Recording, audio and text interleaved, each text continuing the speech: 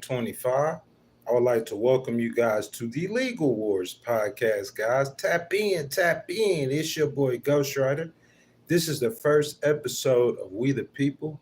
We the People basically is a series, I would say, of basically just like I've done before. I'll go live, I'll do like 2 or 3 lives episodes, and I'll associate a documentary with it, which tells a story. So We the People is going to tell the story. It's going to tackle the most controversial issues in the news. You know what I'm saying? Racism, that's like DEI. And then we're going to talk about the social economic struggle in the United States, the rich versus the poor. You know what I'm saying? Just different controversial issues. I'm going to just tell the facts, and I'm going to just like on the Legal Wars podcast, man, give my views. You see what I'm saying? So that's coming up. This is the first episode. Our second episode is next Sunday. And I think the following episode is the Sunday after that. And then following that episode, the documentary will be released. So, guys, y'all know the drill. Legal Wars podcast is Monday. We the People, first episode of 3. You know what I'm saying? We're just going to allow some people to jump in the stream, and then we're going to get started. Today in particular, you know what I'm saying, on each episode, we're going to address like the topic in the news, a controversial issue. So today we're addressing DEI and the Trump executive order rescinding the previous administration's DEI, and we're going to have the argument about it. I'm going to just give you guys a little facts. I got some content for you. I'm going to give you guys a little facts. You know what I'm saying? I'm going to give you my opinion, and then I'm going to open up the floor for discussion so we can have a conversation about it. So, guys, a few minutes. I got CNN in the background. Got to go find the remote, and then we'll get started with the content, guys.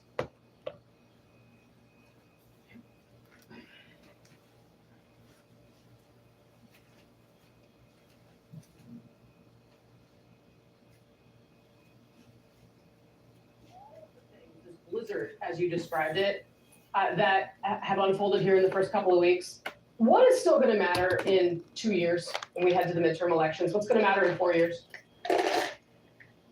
Well, I think what's going to matter is that, I think in an ironic way, what Trump has done, Republicans for years have just been sort of campaigning on this notion that we're going to tear down government, we're going to stop government, basically stop government. And they've made government this big boogeyman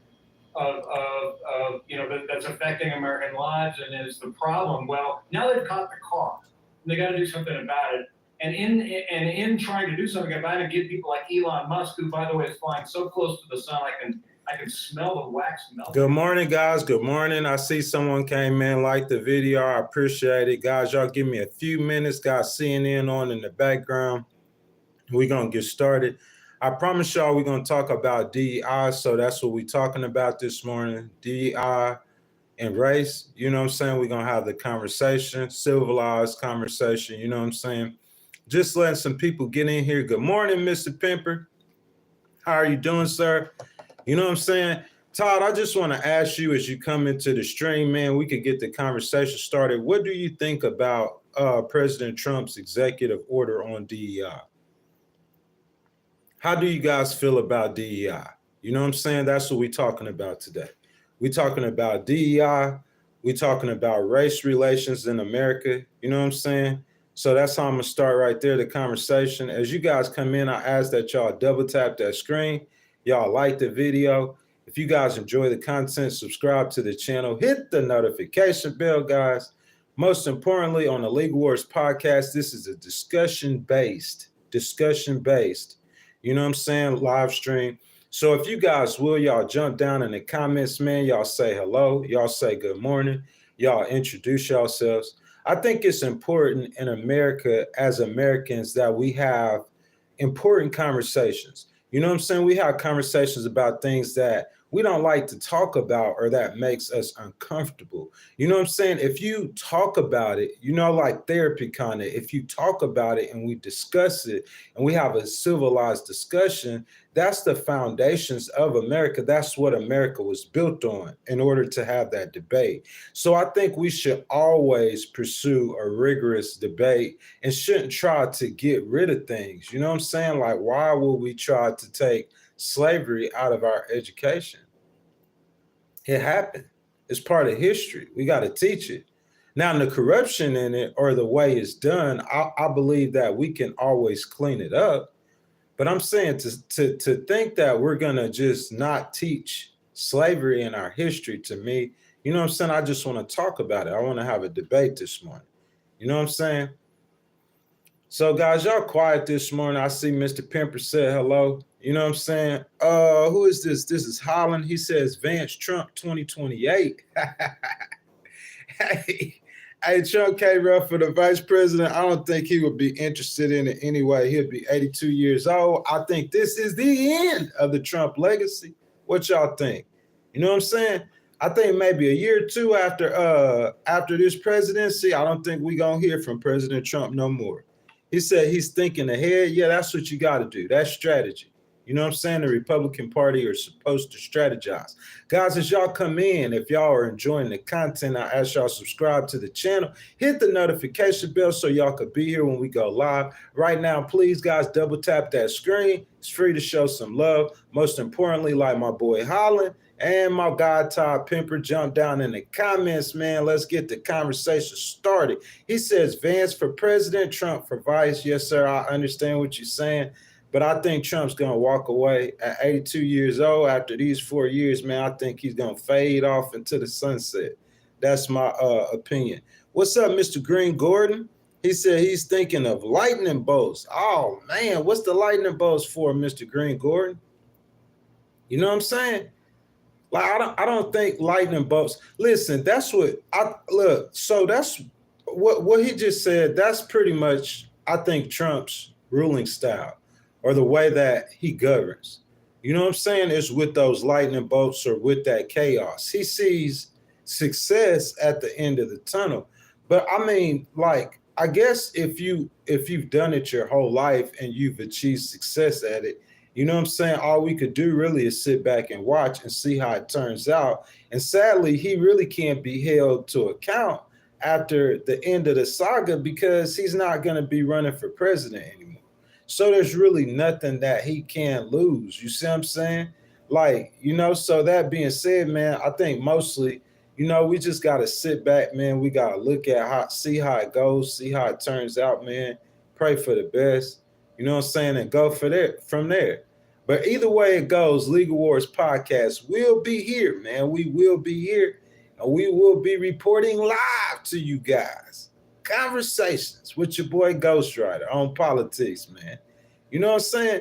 So, guys, we just waiting for YouTube and the algorithm, man, and we could get started. You know what I'm saying? As I said before, I got a little bit of prepared content for you guys. You know what I'm saying? Some information and some facts.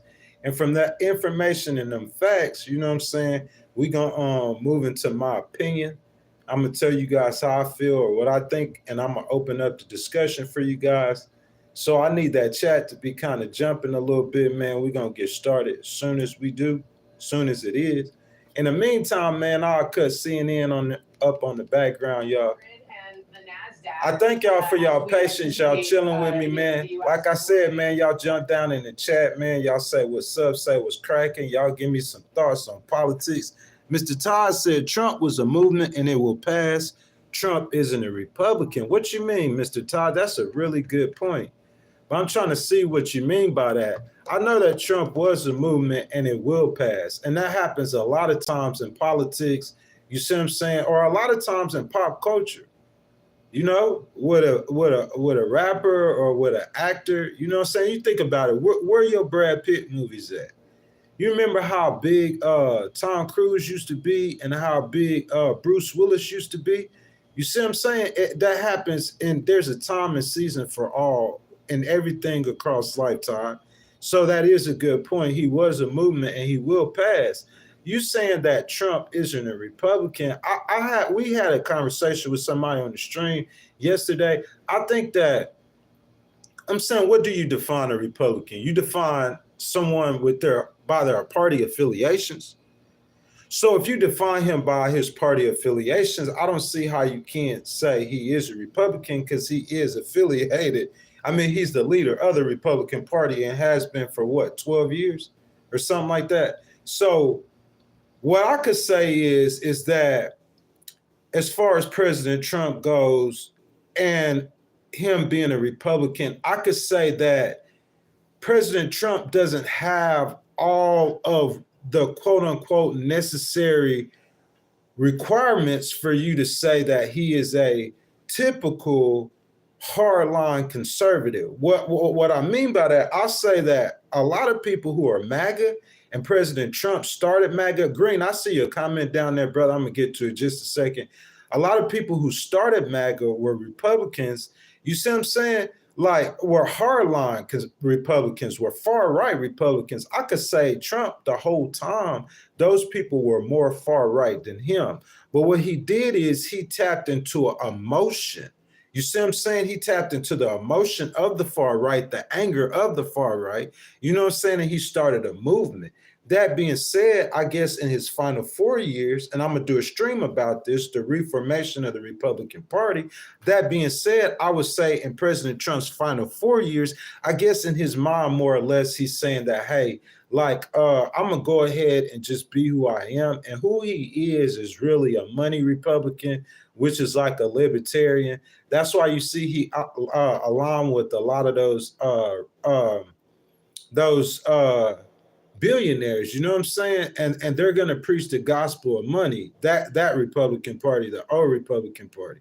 You know what I'm saying? So he is reforming the Republican Party from what it was when he took over it. You see what I'm saying? In what, 2012 or what, 2016, when he took over it, he's reforming that Republican Party and that MAGA into a new Republican Party that is going to be more about money, but it's basically the old Republican Party, libertarians. They just reformed it, take people and stuff like that.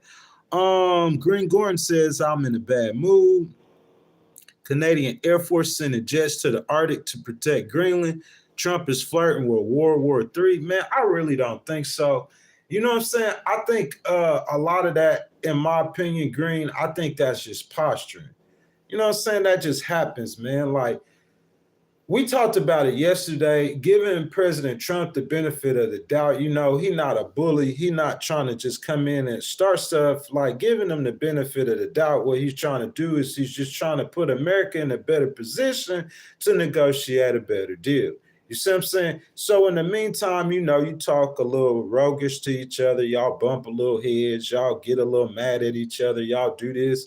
Y'all do that. I mean, that happens, man. You know what I'm saying? But I don't think Canada or the United States relationship overall through all of this will be affected.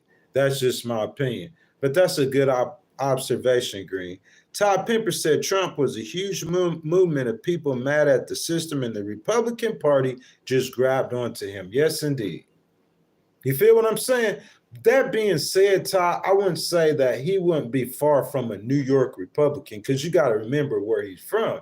If you look at a Republican from New York, they're going to be more liberal or more to the center than a Republican from Georgia or a Republican from Alabama or Mississippi. It's almost like two different Republican parties. And that's the same with the Democratic Party. A Democrat from Mississippi and a Democrat from Los Angeles or Chicago, you see what I'm saying, are two totally different entities. You feel what I'm saying? So that's what I'm saying. Trump is a New York Republican. I wouldn't necessarily say he isn't a Republican because he aligned with the Republican Party. And me personally, Todd, I give people room to change their views and change their opinions. And I feel like President Trump just changed his views and changed his opinions on some things, and then he just turned into a Republican. That's just my opinion. You see what I'm saying? But I say that, you know, me seeing or him being a part of the Republican Party, in my opinion, that's not that big of a deal. Green said Trump is the definition of rhino. Yeah, he says, you're calling me a liar. I live on the northern. No, sir, I'm not calling you a liar whatsoever, sir. I'm just saying that In my opinion, that just happens. You see what I'm saying? It's just like blustering. Canada and the United States and Greenland are not about to go to war. That's all I'm saying. You see what I'm saying? This happened the same time, the same situations within his last time he was president, his last term as president. Same situations, man. Same thing happened. They're not about to go to war, bro, and it's not about to be no kind of situation like that I could see. Todd Pimper says, Democrat, is my opinion, is their election to lose. Most people want to vote for change, but they change what people wanted to hear. Who you mean? The Republicans? Most definitely. And that's what you're supposed to do. And I'm saying the Democrats didn't adjust. The Republicans went on the offensive. Yes, indeed, 10,000%. The Republicans went on the offensive after the election with Joe Biden. They spent that entire 4 years, and it's like the Democrats were just business as usual. They didn't step it up. The Republicans stepped it all the way up. The Democrats did. And so we see the results of it. You see what I'm saying, in 2024. Green Gordon said, my hearing Army jets, but our military is on standby. Yes, sir, I'm not saying that, but I'm just saying all that kind of stuff happens. Listen, Green, I don't want you to misunderstand what I'm saying. Like, I'm not personally a favorite of necessarily the President Trump's methods in bringing across his deals or negotiating peace, because overall you can't say that he's a warmongering president. I would say you would say just the opposite for President Trump, which is different than the past Republicans. But what I say is I can't say that I necessarily agree at all with his methods of tariffs on Canada or tariffs on Mexico. I can't say nothing about tariffs on China. You see what I'm saying? That's like the biggest op, or one of the biggest ops. So like his tariffs on China, I don't care nothing about that. But the ones on Canada or Mexico, I can't say that I would be a personal, especially when it raises the price on goods on American citizens. To me, it really don't make that much sense. But that being said, like I said yesterday on the live stream, President Trump, he said all of this stuff he's doing right now, he said it the last year and a half. Okay, don't forget. He said it, he stood on it and ran his campaign on it. And then none of that matters, because you got to remember, he facing jail time, real live jail time. Try to go to Supreme Court, get them to overturn it. They didn't do it. He would have went to jail. He would be in jail right now. He was facing that. He ran that election, and elections have consequences. He won. So I'm saying, like, who can you get mad at? I'm saying we the people as Americans, we can voice our opinions about government, whether we're in support or disagreement with President Trump. But what I'm saying is like, I mean, whether I agree with him or not, I mean, that's what you should expect to happen, because he won the election. He said he was going to do it the whole time. He believes in tariffs. You see what I'm saying? President Biden left some of those tariffs in place. So to some good, they are to some good. You can't say, we've seen them be to some bad too. But I'm saying 2 weeks in, we hadn't felt the consequences. All I know is that President Trump said he, in my opinion, and I will argue or debate anyone about this, he won that election because of inflation, because of grocery prices, gas prices. The people remember a time when President Trump was president, okay? And things seemed to be better for them. So they reflected him in 2025, even though the world's not the same, thinking that he could deliver the same results. So what does President Trump do? He rolled the dice with the old playbook. Will it work? We don't know. I'm saying if it doesn't work, the Republican Party will be slaughtered in the future elections, short term. You see what I'm saying?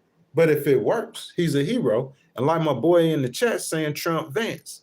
You know what I'm saying? Because if it works, it works. But if it doesn't, but Todd, I agree. No one else can you know what I'm saying, rebring President Trump's energy or rebring what President Trump brought to the Republican Party.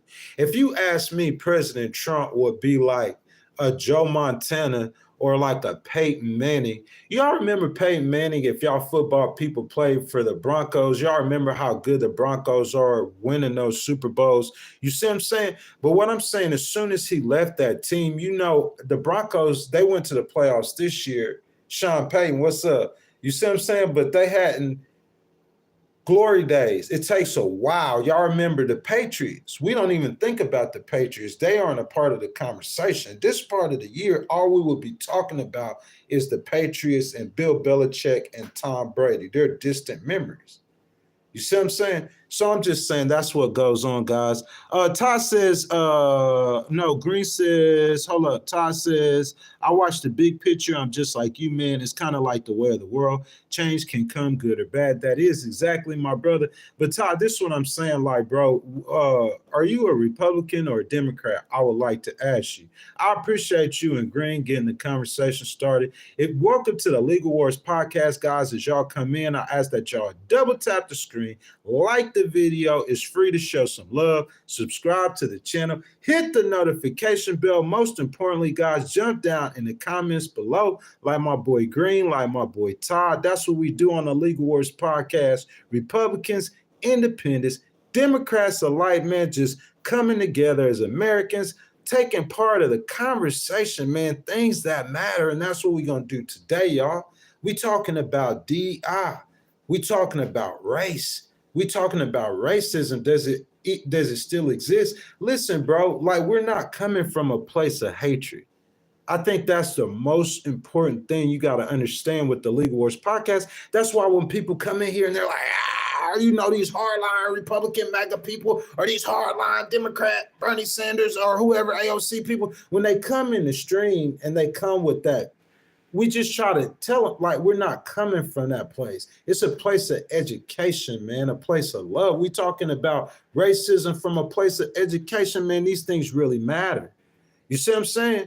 And so President Trump, he's getting rid of DEI. So I just want to have a conversation with you guys. You see what I'm saying? What you guys think? Do you guys think that's a good idea? Let's talk about it. So what is DEI? Diversity, equity, and inclusion, or organized framework which seek to promote fair treatment and full participation of all people. Todd Pimper, I just got to ask you a question, man. And I'm not picking on you, my brother. You know what I'm saying? You just a loyal supporter, bro, and I appreciate it. Bro, what is wrong with promoting fair treatment and full participation of all people? What in the world would President Trump have against that? I want to stop right there. President Trump, there's nothing wrong with promoting fairness, is it? I will get into the argument of hiring based on merit, but I'm saying President Trump, I don't see the problem in the DEI policies or the purposes from which it was created. DEI policy emerged from affirmative action, Executive Order number 10925, written by John F. Kennedy on March the 6th of 1961. The order included a provision that government contractors take affirmative action to ensure that applicants are employed and employers are treated fairly during employment without regard to their race, creed, color, or national origin. So, guys, like I said on the Legal Wars podcast, I gave you facts. I told you what DEI is, and I told you what President Trump is doing or is about to do. That's facts. Now, let me go a little bit further. This is where I get into my opinion. So I'm just thinking about this. Guys, y'all got to take in context and let's have the argument. Y'all jump down in the comments. Good morning, Johnny boy. I see you down here. We finna get down into the depths and the meat and the bones of the argument. Let's get into the argument. Let's lay it on the table. Let's dissect it and let's look at it. So now DEI, or it came from affirmative action. That's facts, okay? So affirmative action was first introduced in the United States government in 1961 by John F. Kennedy, okay? So the executive order okay, 10925, EO 10925 was for government contractors. That's how DEI started with affirmative action. Think about the time period, okay? Like, I'm gonna have a discussion with y'all. I'm gonna have a debate with y'all. I'm an independent. I'm not a Democrat. I am a black man in America. I have experienced racism. All of that is irrelevant. I am being completely unbiased. This is fact time. We're gonna get into opinions in just a second. Now, when John F. Kennedy wrote this in 1961, we know John F. Kennedy gave his life right up the road in Dallas, Texas. Am I right or wrong? His brother, or his, cousin, uncle, whatever, Robert F. Kennedy, no disrespect to the family, he gave his life too. The Honorable Martin Luther King gave his life too. They were involved in the civil rights movement. So that's when affirmative action was originally wrote. So keep that in your mind, that in the middle of slavery and hatred and African Americans and people of color, not only not being given the opportunity, but being hanged and being tied to the back of vehicles and drug on the road. So as a president, John F. Kennedy wanting to move America forward and wanting to move America past the hate, he didn't write an order. DEI isn't an order saying what McDonald's can do on their business. DEI isn't an order saying what Apple computers could do on their business. DEI isn't an order that's saying what you could do on your business, Mr. Todd or Mr. Johnny Boy. DEI was for the government, okay? So JF Kennedy says the government contractors in the 60s, when he gave his life, Martin Luther King gave his life. They gave their life for this, man. When they were giving their lives, when they were being hung and drugged behind cars, he said, hey, I'm trying to make it fair. I'm trying to change the temperature or move America past this. So what we're going to do, we're going to allow, or we're going to promote fairness and equality and allow Black people to get hired. You got to understand, a lot of these rights as a litigator that I fight for, or your attorney fight for, or any employment attorney in America fight for, to protect your rights. For you guys who are a part of a union, you ain't never got to worry about this. Y'all got it made in the shade. If y'all are part of a union, and you in this chat right now, put a U in the chat. If y'all part of a union and you in this chat right now, put a union in the chat. Y'all in the union, y'all ain't got to worry about nothing. But I'm talking about regular employees in these fire wheel states. You see what I'm saying? Where employers are known to discriminate against workers. Don't act like this is a foreign concept, President Trump. This is a real concept. Employers are known to discriminate against workers. A lot of those Civil Rights Act, like Civil Rights Act of 1964, this is about the time when it was written, man. You see what I'm saying? So y'all got to understand, that's why I'm trying to give y'all knowledge and understanding before we get into the debate. That's what we do on the Legal Wars podcast. So the whole almost civil rights movement is connected to DEI. That's why if you getting rid of DEI, it's like you getting rid of the recognition of the Black civil rights movement. You see what I'm saying? Looking at the reasoning behind in which the law or the framework was written, why would you take that away? Guys, it's a question. It's discussion time, y'all. Good morning, Miss Asha. Y'all, home slice, y'all ready to talk about it? Why would we take away DEI? You see what I'm saying? Y'all know I have two questions for the chat. Is Trump playing politics with DEI? Do y'all think President Trump's a racist? I told y'all 100 times, I don't think he's a racist. All that racism that people put on him, I think that was his pops. I don't think he personally was a racist. So what I'm saying is if you thought he was a racist, the reason why I said that, you would say that's why he's doing what he's doing. It looks kind of racist. But what I'm saying, me not thinking he's a racist, my question is President Trump playing politics with DEI? Is that why he's doing it?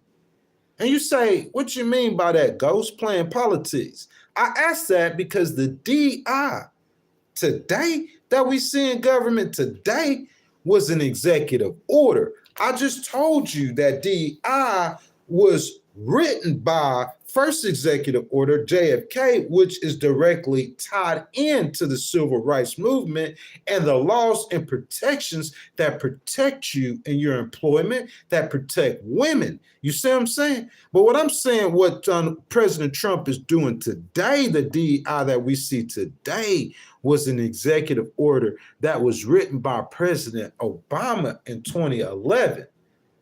So my question is for the chat, you guys, it's discussion time. Y'all jump down in the comments and y'all let y'all voices be heard. That's what I'm supposed to do. I'm supposed to ask the questions and then we're going to have a discussion.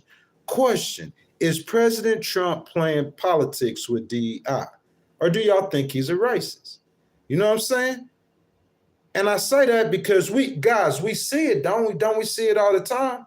We see it with natural disasters. You feel what I'm saying? They just doing it with the airplane stuff, saying it's DI.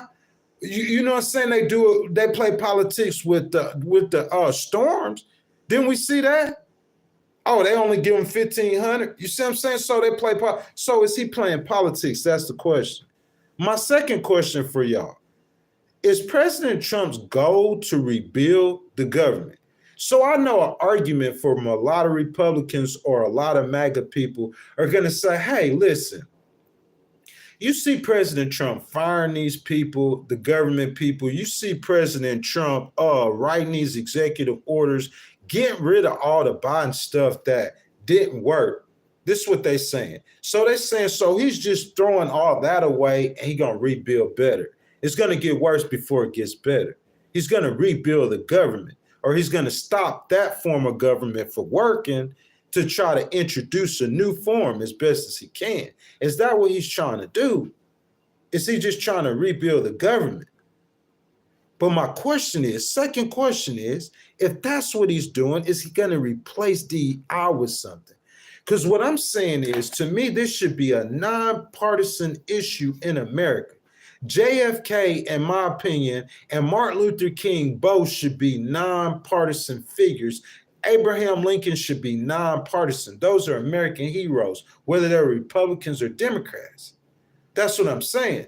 So I'm saying, President Trump, I salute you for saying you're still going to recognize Martin Luther King and all the celebrations with Black History Month this month.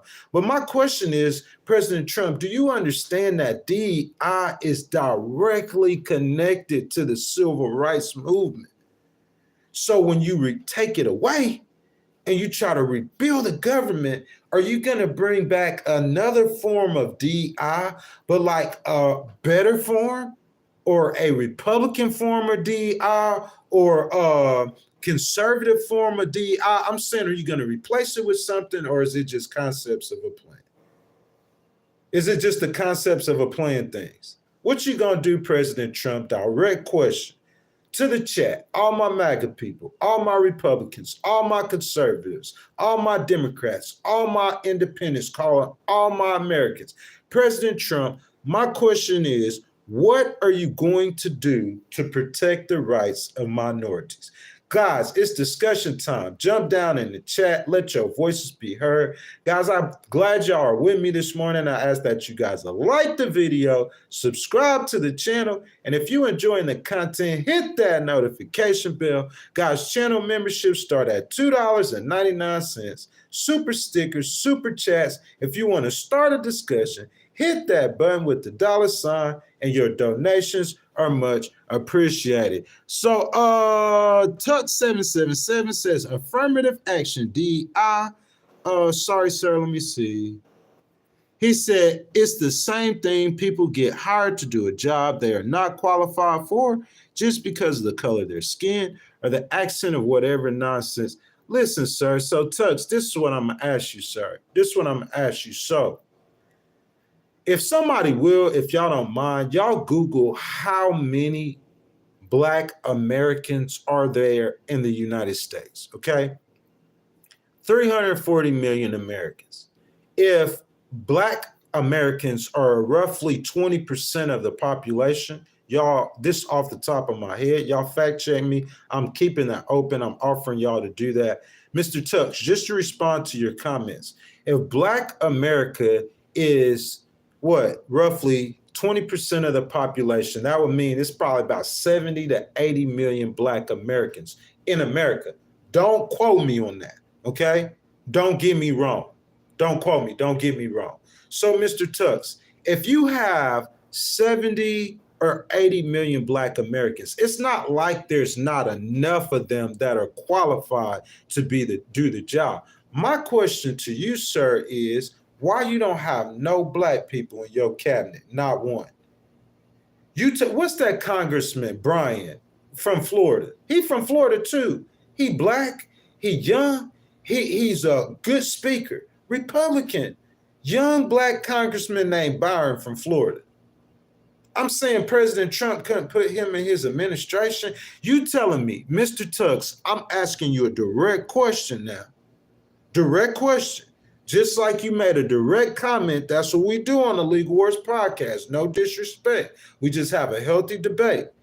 Mr. Tux says that I'm not going to hire you for a job unless you qualify, not just based on your race. So my pushback to that is that there are 80 million Blacks in America, so there's plenty of Blacks that's qualified for any job there is to do, even being president. Can you agree with that or not? You can't find a qualified person out of 80 million. You know how many 80 million people is? So my pushback for that is, you know what I'm saying, why you don't have no Blacks, Mr. President, in your cabinet? There's a Black Republican named Brian or Byron in Florida. He's from Florida, where all of your people coming from. He young. He speaks well. He defends you in public all the time. Good-looking young Republican Black man. You couldn't put him in your cabinet? Is he not qualified enough? Mr. Tux, what I'm saying is you got to remember what I told you in the beginning. I take my argument with logic, but it's based off of the facts. This affirmative action, which is basically all DEI is, that turned to DEI, it turned to something else. Maybe it's political. For whatever reasons, I want to hear a logical argument why we're not trying to protect the rights of women and Blacks. I want to hear a logical argument. So you roll it back for whatever reasons you roll it back, President Trump, that's on you. I'm saying maybe he's trying to rebuild the government.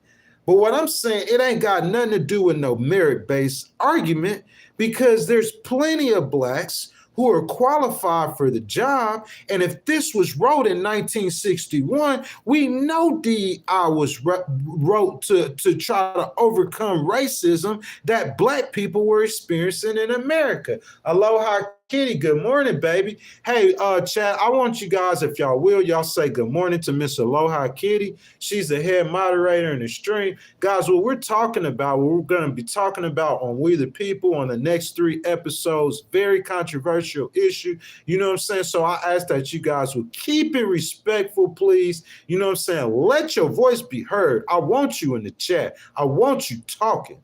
Trust me. You see what I'm saying? I'm just asking that you keep it respectful. Let's have a healthy conversation and a healthy debate, because that's what we need to do. But let's keep it moving. Mr. Tuck, do you see where I'm coming from, though, sir? Because I understand the basis of President Trump, and I'm finna get into that in a second. In his own words, the basis of his argument against DEI is based on, we're going to hire based on merit base. Facts. It's nothing wrong with that. But what I'm saying is, President Trump, you didn't hire based on merits. That's my opinion. You see what I'm saying? You see how we do on the Legal Wars podcast? I gave y'all facts. If y'all been kicking it with me for 30 minutes, because we did a 10-minute intro, I gave y'all straight facts. And then from those facts, I give y'all my opinion. And you say, why I say President Trump isn't hiring on merits? Because look at his cabinet. There's women in there. Salute. Pam Bondi, salute. Christy Noem's, salute. Homeland Security. You see what I'm saying? Who else? He got a couple Indians in there. Salute on that. You feel what I'm saying? And I think what Ben Carson he had before, I'm not saying that the man a racist, but what I'm saying, he is a walking example of why we need DEI. Because where did most of his cabinet come from, guys? Facts or no facts? I'm telling y'all how I form my opinion. Most of his cabinet came from Florida. Secretary of State, Marco Rubio. He Hispanic. Salute. We salute that. That was a great pick, great Secretary of State. I would have picked Marco Rubio. I would vote for him for president. You feel what I'm saying? He like one of them old school, your daddy's Republicans that we remember. Salute Marco. He a good guy, real good guy, man, a Christian guy, regardless of your politics. So that's what I'm saying. But I'm saying you got that black congressman, young man, good looking man, well speaker. He argues, I see him go on CNN, all the networks.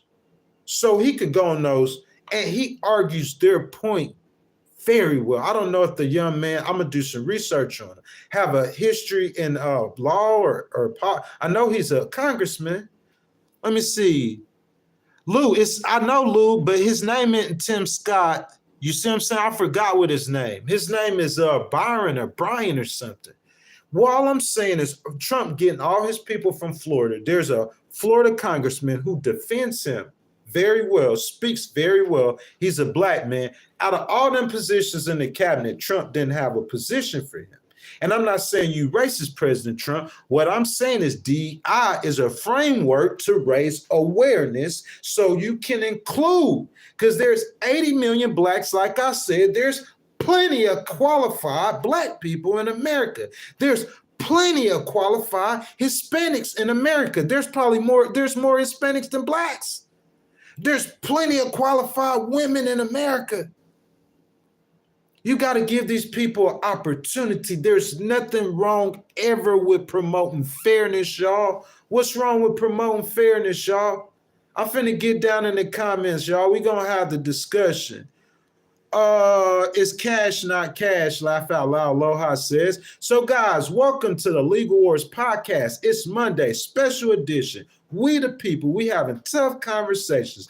DEI, racism, independents, Republicans, Democrats, it don't matter. Jump down in the comments. Let your voices be heard. We just ask that you be respectful. So, guys, if you haven't already, I ask that you'll like the video, double tap the screen. It's free to show some love. Subscribe to the channel if you're enjoying the content. Hit that notification bell. And, guys, channel memberships start at $2.99. Super stickers, super chats. If you want to start a discussion, hit that button with the $, and your donations are much appreciated. Lou says representation goes a long way. You're right, Lou. Please expound on that. Tinfoil hat. Let's see. Curtis says he is racist in facts. Curtis, who you saying President Trump is racist? Curtis, what I want you to do for me, if you don't mind, will you just please give me some examples of how President Trump is racist? That's all I want you to do. You see what I'm saying? Are you talking about the Central Park 6 or him going after President Obama? You know what I'm saying? Just give me some, if that's your argument, if that President Trump is racist, please give me facts to why you're saying that. Let's see. Y'all apologize. I ain't trying to have an accident with this phone. I'm trying to get all y'all in here.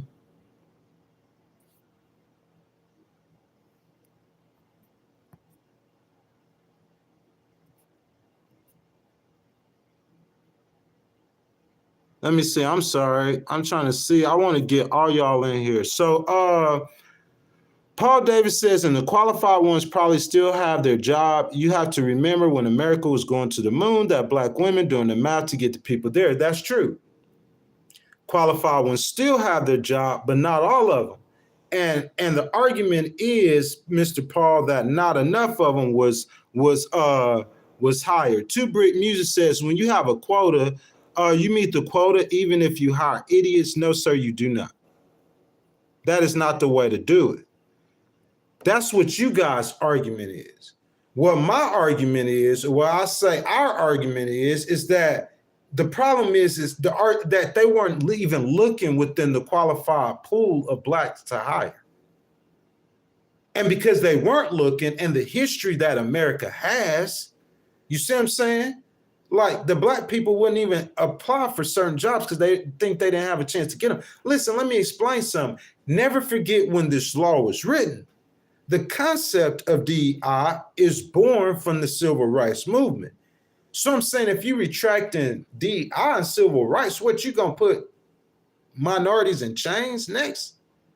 I'm saying it looks like it's a backtrack to me. I might be wrong, but I'm just saying, being in says Trump administration will dismantle this country piece by piece. I wish Canada will let me become a citizen. See, guys, that's why people say that. That's what people are thinking. That's like the sentiment that people have, because it just looks like he's going backwards. These are laws that are 60 years old. It's like, why are we still arguing about these laws? Aloha Kitty says RFK has no medical degrees. He certainly is not qualified. That's what I'm saying. Like you, Aloha Kitty, y'all, usually when you want to see the intentions or the heart of a person, you could look into their actions, or you could look at their actions. Listen to their words and look at their actions. He's talking about qualifications. Aloha Kitty, you right. RFK ain't qualified to be nothing to do with health. You see what I'm saying? And then you say, oh, there's not enough qualified black people. Well, that Byron guy, the congressman, Republican, Florida, he not qualified. He overqualified for a position in the cabinet. Trump got some people in there like RFK who ain't qualified for their position, and Byron is qualified for a position, and he a black man. That's what I'm saying, man. You're in your own argument, you get beat in your own argument. Lou says when your community is seen as positions of power, then future generations have someone to look up to, someone they can aspire to be like. That's exactly right, Lou. That's another reason why we trying to promote. There's nothing, listen, basically, to me, President Trump's on this argument is kind of clandestine. That's my opinion. He got a clandestine argument because the bottom line of what he's saying is facts. I mean, you need to hire based on merits. But we're talking about looking within the pools of people. He's not looking within a qualified pool of black people. And I think that's the whole argument that's our whole problem, or the whole argument that we're having, is that a lot of people or a lot of employers don't look within the qualified. They only focus on. So that's all. It's just promoting fairness. I cannot, Miss Lou, I never see nothing wrong with promoting fairness. And what Miss Lou says goes even deeper, because when you find a Colin Powell, when you find a Barack Obama, when you find a Condoleezza Rice, because you see how I named these black Republicans, when you find qualified ones, what Miss Lou says comes in effect, that you have this black person that they seen rise to prominence, and that inspires the younger generation of blacks.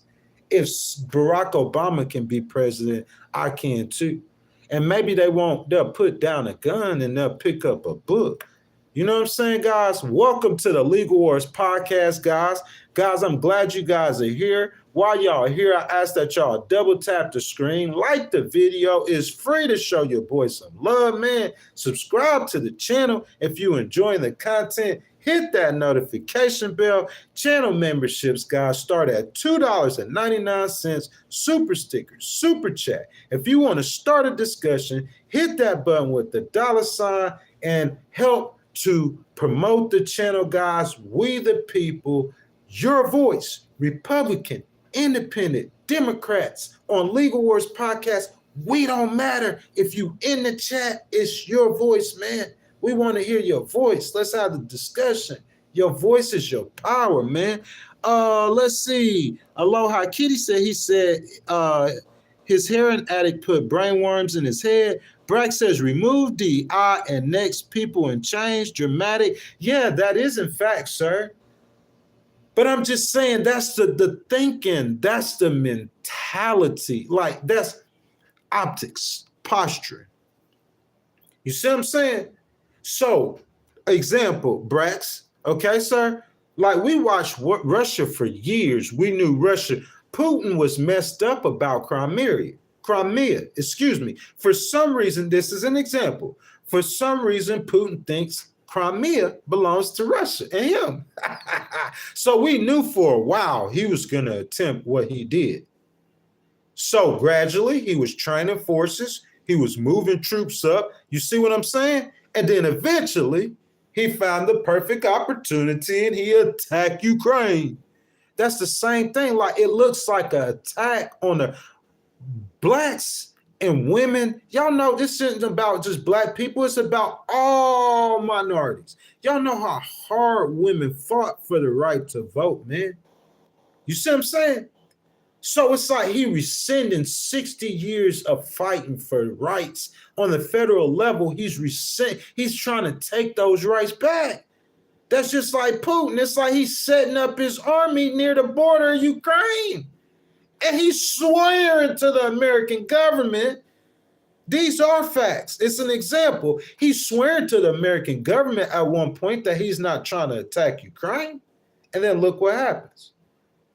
And so I'm saying how it looks to blacks and women and the ACLU and these groups that and the Southern Poverty group that fought for these protections against racists. Because Trump's saying, hey, listen, he's saying, man, this 2025, man, y'all trying to paint white people like they racist, man. We not racist. That's the past. We don't need to talk about race. Maybe that's true for you, Trump. And listen, I don't think America's racist. I would say, this is just my opinion. The majority of white America, in my opinion, especially the younger generation, is not racist. That's facts.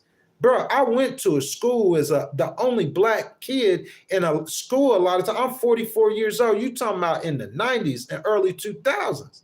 I didn't experience a whole lot of racism in Mississippi. That's what I'm saying. I'm not saying it don't exist. I know it exists. I experienced it. You see what I'm saying? But what I'm saying is that the majority of white Americans, in my opinion, is not racist. So President Trump, from a conservativist perspective, is probably speaking for the majority of white Americans. But the fact of the matter is there are some racists that are in position of power, that are hiring people, that are firing people, and that are discriminating on people.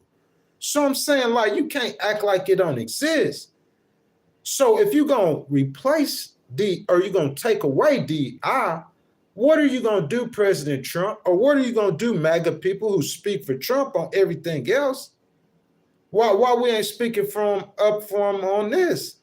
God, what you going to do, President Trump, to help the rights of the blacks? Or you got a concept of a plan to replace DEI? Or he not worried about replacing DEI? How you going to protect the black people's rights? You know what I'm saying? Also says some additives to food and vaccine are okay for the public health. I agree. But what Miss Aloha Kitty was saying is, speaking on the terms of DEI, where's his qualifications, though, to be? You feel me, baby? Aloha was saying he don't have qualifications for his job. You talking about based on, you saying out of all the medical people in America, you're going to pick RFK to run the Department of Health. And you saying RFK is more qualified. I can name you probably at least 10,000.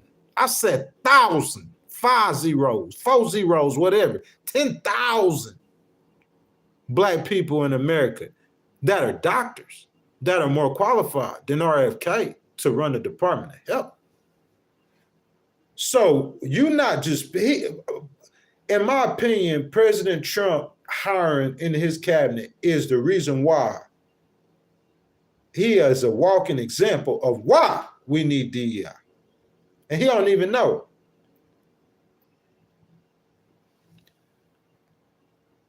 Aloha says, we all want no chemical. That's a no-brainer. Don't need RFK to tell me that. You see what I'm saying?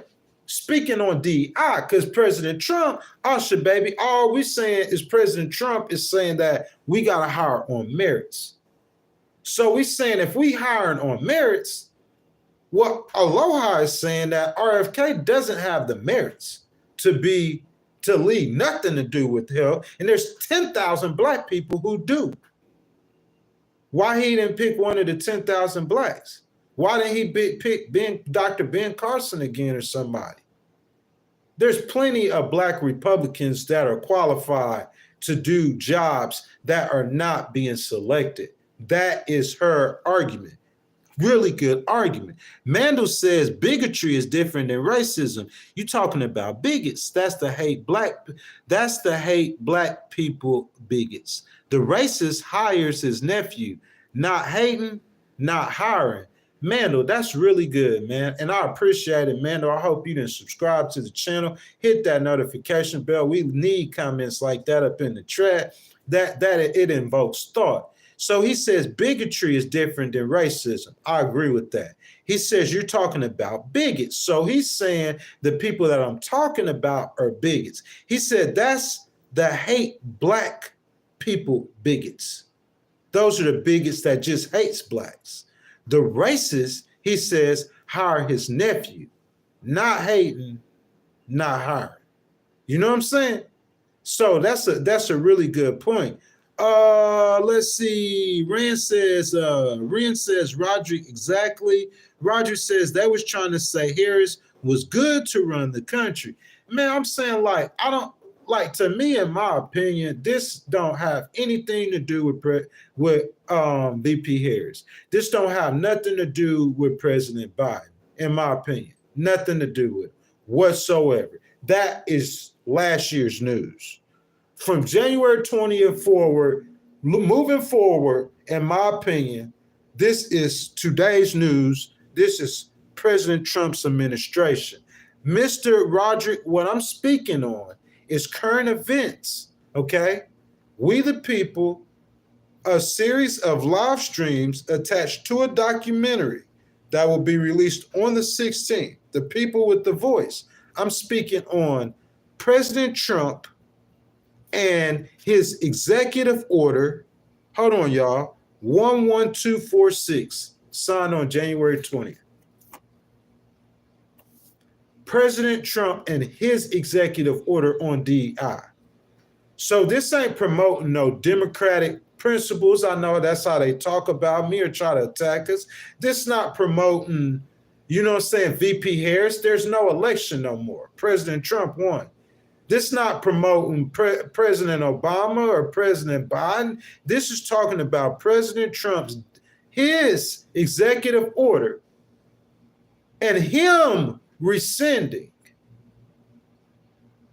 laws that were wrote in 1960s to protect black people from discrimination. We're talking about President Trump rescinding those laws. That's all we talking about, man. We can hate on that. We could say whatever we want to. All I could say is President Trump, facts. You feel me? Aloha Kitty, say it for me one time. Facts. You know what I'm saying? We talking about President Trump, man, rescinded an executive order. Rescinded that protects the rights of black people for whatever reason. Now, if you have some kind of logical reason that doesn't have anything to do with hate or racism, oh yeah, look, Ghost, remember what we told you. He tearing it down and he rebuilding everything from scratch. So Miss Aloha Kitty, when he come back, he ain't got a concepts of a plan. He got a real plan of how you replace DEI. Listen, we got to teach black history and black heritage. We just going to take out the hateful stuff. We're going to still teach about racism. We're going to take out, listen, bro, this is my opinion on this. And y'all bracks, y'all let me know how y'all feel. Mr. Todd, I know you in here. Mr. Roderick, I know probably maybe Brian C, Aloha Kitty, some people playing in the background. Y'all please listen to me, man. I've been streaming for 1 hour, pouring out my heart to you. Before we get to the next segment, I just got to say enough. I got something to say to y'all. I got to ask y'all a question, man, because I'm not understanding. Like, I don't understand the argument that's against it. If there's parts of corrupt, if you've seen DEI, corruption in DEI, to where they're only hiring blacks because it's some corruption involved or some racism, some black racism. Because we finna say how President Trump says that he feels it's racist to say you got to hire a black person for this position. President Trump feels like it's racist. And if I was a white man, I would say, golly, what if they had a law that said you can only hire whites for a position? You see how I do it. I get black. I don't care if I'm black. I'm going to give both sides of the argument. I'm a litigator. That's how my mind works. So they got white people that's saying this is racist. They saying you can only hire a black person. It feels like assault against white people. But in my mind, that's like people who aren't educated on what DEI is. So what I'm saying, if President Trump, who said publicly he's going to celebrate Black History Month and Martin Luther King Jr., Dr. Martin Luther King, rest in peace. So President Trump, who said he's going to celebrate that, his White House going to celebrate that, to me, he should explain why. Because that DEI is a 1961 executive order from affirmative action to ensure applicants are employed and employers are treated fairly during employment without regard to their race, creed, color, or national origin. Facts. So you want to rescind that, or are you going to replace that with something? Because do you not care about black people and their rights? That's the question. Oh, he cares about blacks and their rights. So what are you going to do to protect blacks and their rights since you rescinded that? Because you rescinded that. I don't understand how you celebrate Martin Luther King's birthday, and these are laws that he fought for. Tell me I'm not cooking. Tell me I'm not cooking. Y'all tell me I'm not cooking. Let me run it back. Just like a cipher in a rap battle. I'm cooking, bro. I'm on fire right now. I wish we had y'all put them fire emojis in the chat. I'm cooking. Let me say it one more time. How can you celebrate Dr. Martin Luther King and Black History Month? And you got to understand that DEI comes from the very beliefs that Dr. King died for. Make it make sense. Lou says in the history of NYC, even Irish were discriminated against and Italians were portrayed as the mob, but they became white. How about if you don't have a white face and can't be whitewashed? Miss Lou, listen, I understand that. And it's just hatred. That's all it is. Discrimination is just hatred. It's a form of hatred. Listen, I believe it's 90% hatred and 10% ignorance. But that 10% ignorance controls the hatred. Tell me I'm not cooking. Guys, I'm on fire. That's 2 for 2. I believe racism is 90% hatred and 10% ignorance. That 10% ignorance, though, controls that 90% of hatred. So if you attack that 10%, ignore the hatred. That's why you conversate with people that's different than you without arguing. That's a healthy debate. What our country was supposed to be. That's how you get stuff done. Ignore the hatred. Attack the ignorance. Because if you educate them, then you can win them. And all that hatred to go by. How many times we seen white supremacists turn into activists advocating for black people? It's just ignorance and hatred. That's all that is. Am I right or wrong? Tell me I'm not cooking. Guys, if I'm cooking, y'all show me some love. Double tap that screen. Subscribe to the channel. If y'all enjoying the content, hit that notification bell. And guys, super chat, super stickers, any way you want to donate to the channel.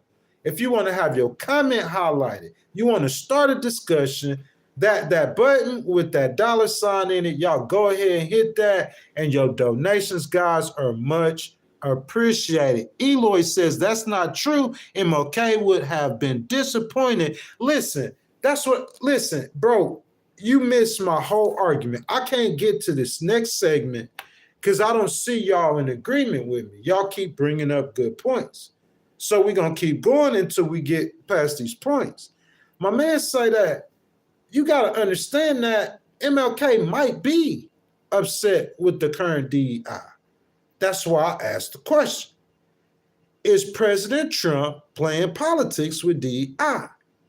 I asked that because the DEI we see in government today was an executive order signed by Obama in 2011. So what Eloy's saying is that, hey, Martin Luther King, if he's seen this DEI, this, what, huh? But the Democrats and President Obama are going to say, well, it's not supposed to look like it did in 1960 because America doesn't look the same that it does in 2025. That's 3 for 3, y'all. I'm on fire. Tell me I'm not cooking. Let me run that back, just like a political cipher. You see what I'm saying? Democrats, when they say that, hey, the Republicans say, the MAGA people say, the President Trump people say, President Trump himself says that, look, this DEI today that we have, it don't look nothing like what Martin Luther King died for. You feel me? Well, President Obama gonna say, hey, I know that, and I took that into account. So the executive order that I signed in 2011 was based on how America looks in 2025, because America don't look the same as it did in the 1960s. That boy cooking. Tell me I'm not making sense. Lou says we need class solidarity. That's the biggest thing, Lou. If we could do that, listen, we the people, whatever your class is, that's what we talking about. We taking DEI and racism and we putting it on the floor and we discussing it right now. But Lou, whatever your race, whatever your color is, we're going to come together over this conversation. In the end, we're going to come together, y'all. That's what I'm saying. We the people, man. Can y'all feel me? We the people together. You see what I'm saying? That's blacks. That's what, ain't that what Martin Luther King was trying to preach? Inclusion. Guys, Legal Wars Podcast, thank y'all for being here on this Monday morning. We the people. Special episode, the first of 3, speaking of controversial issues. Guys, I ask if y'all have not that y'all double tap that screen, y'all like the video, subscribe to the channel, hit that notification bell, guys. Most importantly, guys, I see you down there, Miss Lou, y'all. I need you guys, if y'all want to show your boys some love, y'all hit that super chat button, that super sticker, donations. Your love is much appreciated. So, guys, I gave you guys my opinion, my argument. It's easy. Good morning. I see you down there. I'm finna get back down there with you. Chris, I see you, brother. Let's look at what President Trump's arguing. That's what I do. Fair and balanced, man. Fair and balanced, man. I give people both sides of the story. I'm going to tell you the facts. I'm going to tell you my opinion, the logic that I use to get to my opinion. And then let's look at President Trump's argument. Since 2023, Republican-dominated U.S. state legislators have considered bills against DEI. And in June 2023, listen now. Listen, I need to drink some water because I want y'all to listen. Educate. Did President Trump grab on to something that he didn't even understand? Listen, one more time. Aloha Kitty said, would y'all please like and subscribe to the channel? Thank you for your support. Roger, I hear you, my brother. I'm going to get down there real quick. Roger, I got a question. Two Brick, I got a question. Asha, I got a question. Brax, I got a question. Aloha Kitty, I got a question. Did President Trump grab onto something that he did not understand what he grabbed onto? You say, what you mean, Ghost? He's 78 years old, man. That man know what he doing, know what he talking about. Y'all remember the cat dog story? He didn't just make that up. He got it from somewhere. Oh, you say, oh, he just got that from some random Facebook post. Maybe he did. Oh, he just got that from some random Twitter post. It's fabricated. Maybe it was. But I'm saying he pulled that from somewhere. You get where I'm coming from? That's what I'm saying. Did President Trump pull his hatred for DEI from most of the Republican-dominated state legislators arguing bills against DEI? But this is where the disconnect comes. It's like there's some truth, always bottom line truth in President Trump's argument. But it's like he put a twist on it. And my question is that twist, will that help America? Or is President Trump just up to his same old cons? Will that twist that President Trump is putting on the DEI issue, is it to help America? Or is he up to a con? You say, Ghost, what's the con? The con is he got 34 billionaires in his cabinet. Is the DEI just to make it easier for those business people to make their money? Come on, guys, tell me I'm cooking. Is he doing that so the business owners, these rich men, can't get sued and their employees can discriminate? You know how many millions they finna save in litigation over the next 4 years because those federal laws have been relaxed against discrimination against Blacks, Hispanics, women. Listen, guys, let me educate you. President Trump, he knows this. The states that were fighting DEI issues, I'm going to tell you what the problem was that they had with DEI. And I hope that President Trump just didn't grab onto the wrong thing. What the states had was for students. The problems the Republicans mainly had in the case that went to the Supreme Court and the Supreme Court ruled on, in which Donald Trump is halfway standing on fighting against DEI, is for students. I agree with that. I agree. Harvard is saying, listen to me, y'all. I know I'm cooking. Harvard is saying that, hey, you shouldn't let this student in my university just because he's Black. It's got to be on academic merits. I agree with that. That's what the states, their problem they have with DEI. Donald Trump went and took it way too far. They're eating the cats and the dogs. He gone with it. He attacking the rights on Black peoples now. That's not what the Republicans had in mind. That's what I'm saying, President Trump. You gonna take away DEI, or you gonna replace it with something new?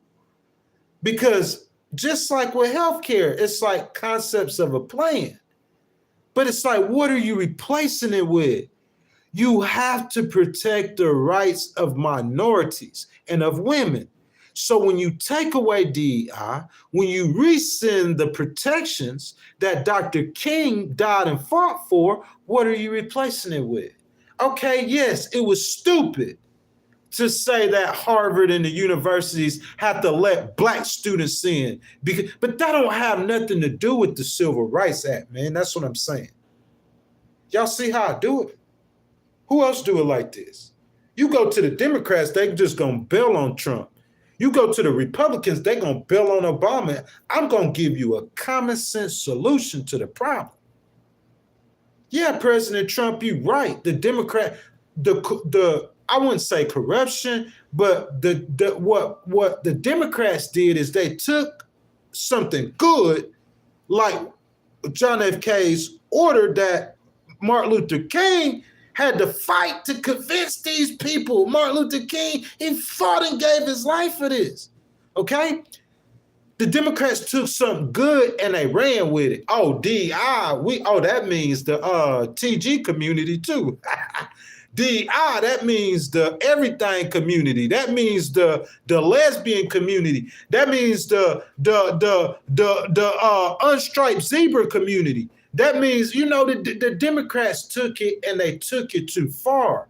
And the Republicans realized that. Oh man, we got DEI over here. Here's what the Republicans saying, the Democrats saying. Oh, the DEI saying that in the year 2051, we're gonna have to allow donkeys to be admitted into Harvard. We're gonna let donkeys be admitted to Harvard. You saying ghosts, you saying black people, donkeys? No. What I'm saying is, and what President Trump's saying is, that black person who don't have the academic skills to get into Harvard is a donkey, according to Harvard. Because Harvard don't care what race you are. They just want you to be smart enough. Like President Obama. He was smart enough, smarter than anybody in the school. Harvard said they're cool with that. But they're not going to let you in their school. They don't care what race you are if you're not smart enough. Now, that's correct. Listen to it, y'all. Tell me I'm not cooking. Patrick, I see you, my boy. Listen to me. Since 2023, Republican-dominated U.S. state legislators have considered bills against DEI. And that was based on college and universities. President Trump grabbed something that was true and put a twist on it. And is he going too far? Is he pulling a con? In June 2023, the Supreme Court ruled and they upended equal protection. Equal protection? What? Supreme Court? The law with its decision in Students for Fair Admission versus Harvard. You can't tell the school that they got to allow a minority in their school just because their skin is black. That is racist. I agree with you, President Trump, on that. If you come to me and you tell me I got 100 white kids that's qualified, and I got 10 black people, but none of them got the grades. Because see, grades. None of them got, there's cooking. There's merits that you can judge. Grades. You can judge grades. So if it's merits there you could judge, I'm going to agree with President Trump. You can't tell me that I got to hire a white man on my business and my business supports black people. Or I have an NBA team. You can't make me hire a white man. And all the best players are all black. They just happen to be black. I agree with that when we're talking about schools. That court case, the Supreme Court agree with that. When in the students, if you want to look it up, if the Students for Fair Admissions versus Harvard, in which the Supreme Court agreed when it comes to student, they killed affirmative action in college admissions. But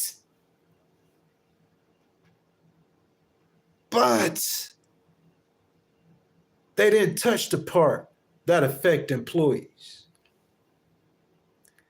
The Supreme Court agrees on the part to affect emissions, but they didn't touch the part to affect employees and employers. Why is Donald Trump going that far? Discussion. Patrick said his cabinet, Patrick, welcome, good morning, Patrick. His cabinet is more diverse than any other Republican. He's moving in the right direction. More black people voted for him than any other Republican. All facts. But Patrick, George Bush, he had a black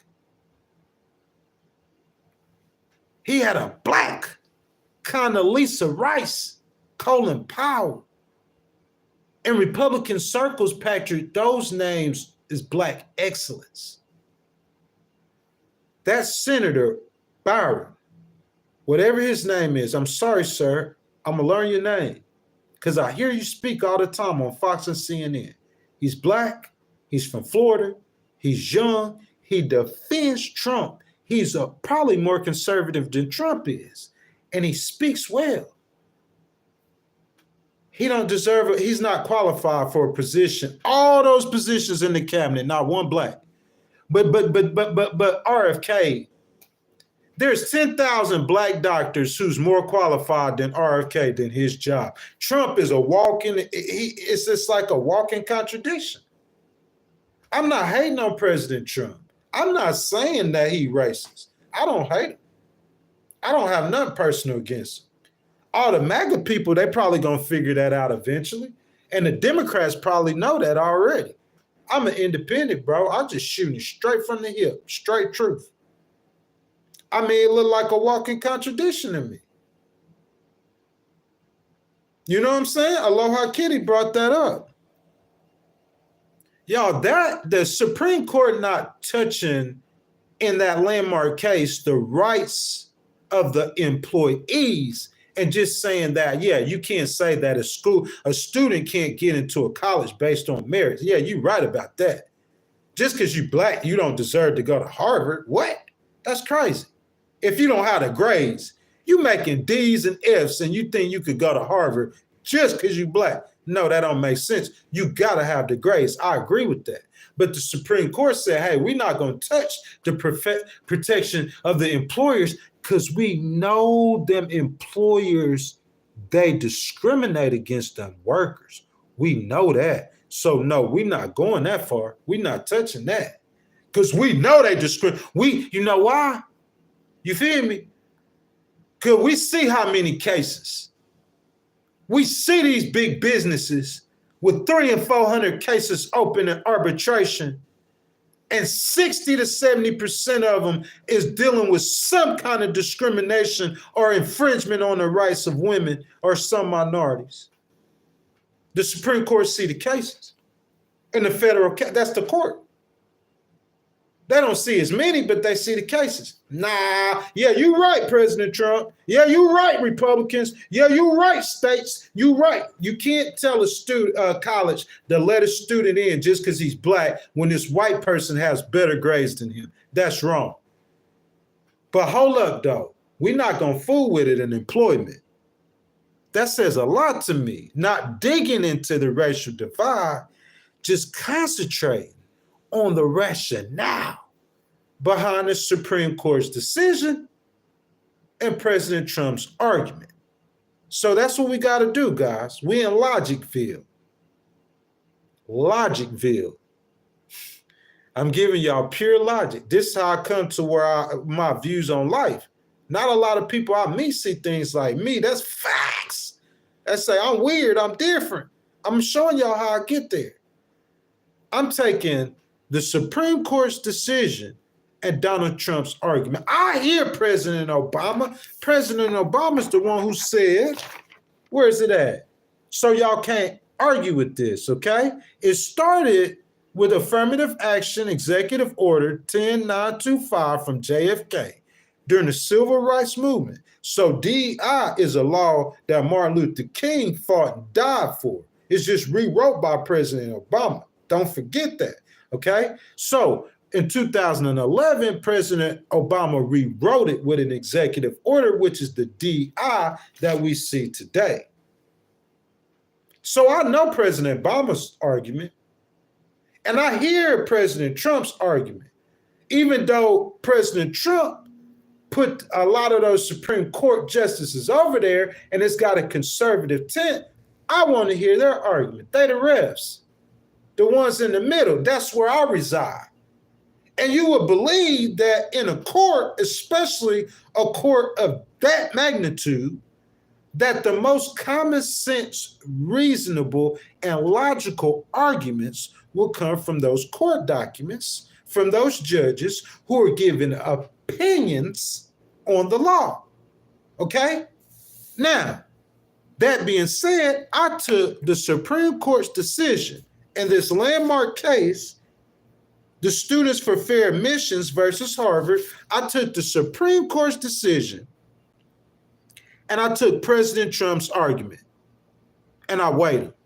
Don't need President Obama's or the Democrats because I'm a black man. So I understand the reason why I understand where it came from. I think Trump could say that. He has to. So I took Trump's argument and I took the Supreme Court's decision. So this is what we're doing. Trump argues that DEI seems corrupt because it's not merit-based. Facts when it comes to allowing students to go to college. Anytime you have something that's merit-based, I got a black student and a white student. And this white student got higher grades than this black student. So I got to let this black student into college. No, that's wrong. That's what he means, merit-based. So I give him that. And see, in the case the Supreme Court agrees admission into college should be based on merits. But when it comes to the employers, the Supreme Court didn't touch it because they know sometimes there's discrimination in the workplace. So this is the chat discussion. Before we get to the chat, I'm going to go ahead and ask you. You scrap DEI, right? Don't you replace it with something? President Trump, replace it with your version of DEI. Replace it with the Republican version of DEI. President Trump, should we continue to protect the rights of minorities? President Trump and the chat and the MAGA people, anybody want to comment, how moving forward will you do that? You got a concept of a plan or you got a plan to protect the rights of minorities and women? Guys, it's discussion time, y'all. In January of 2025, President Donald J. Trump called DEI efforts illegal and immorally discriminatory programs. Some of them are, unfortunately.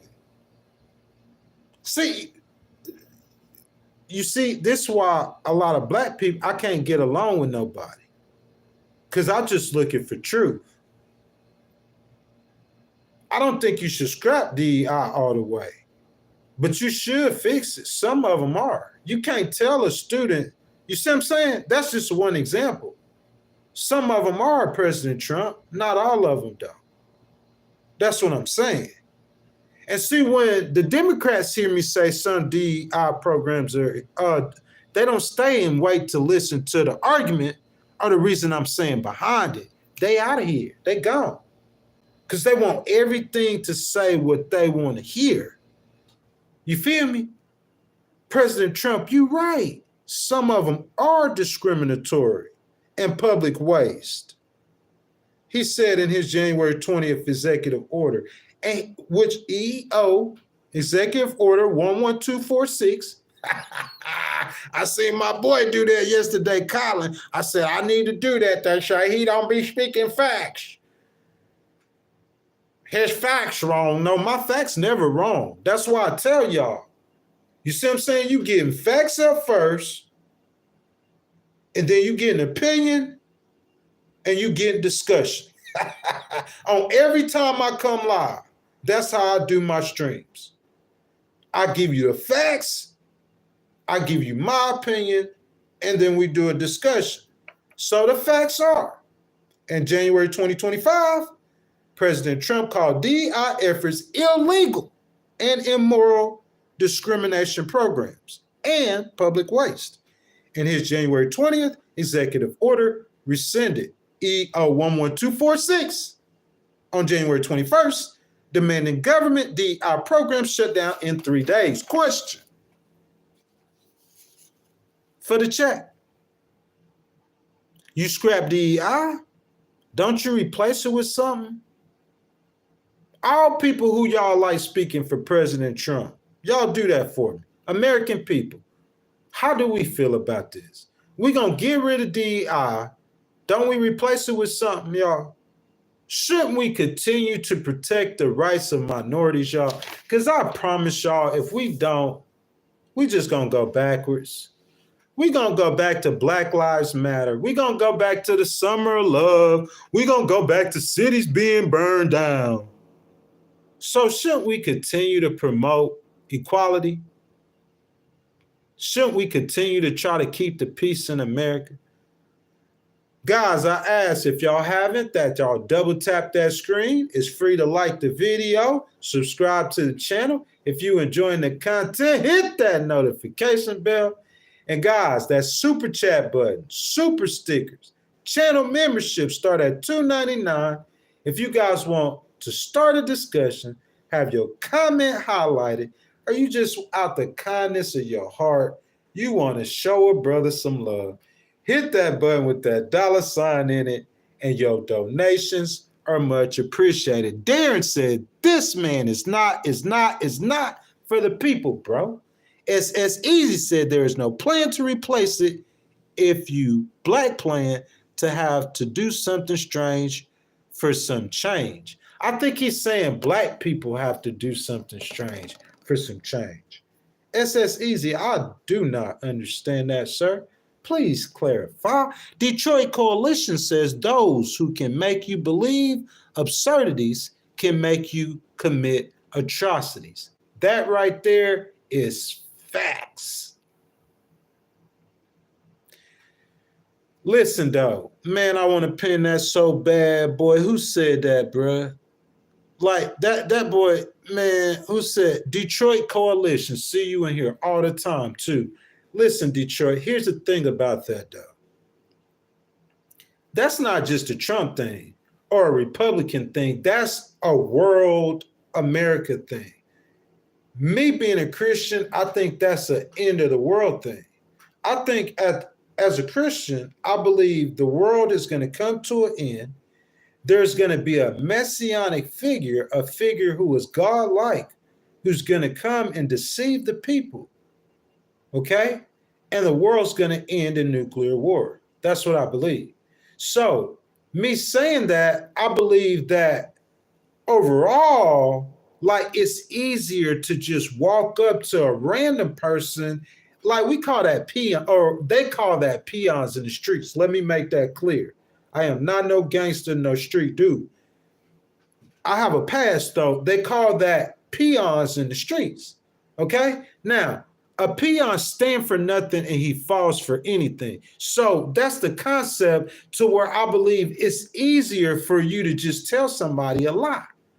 Like, I could come in the stream and I could say, hey, Detroit Coalition, not picking on nobody. Two Brick Music, he did X, Y, and Z yesterday.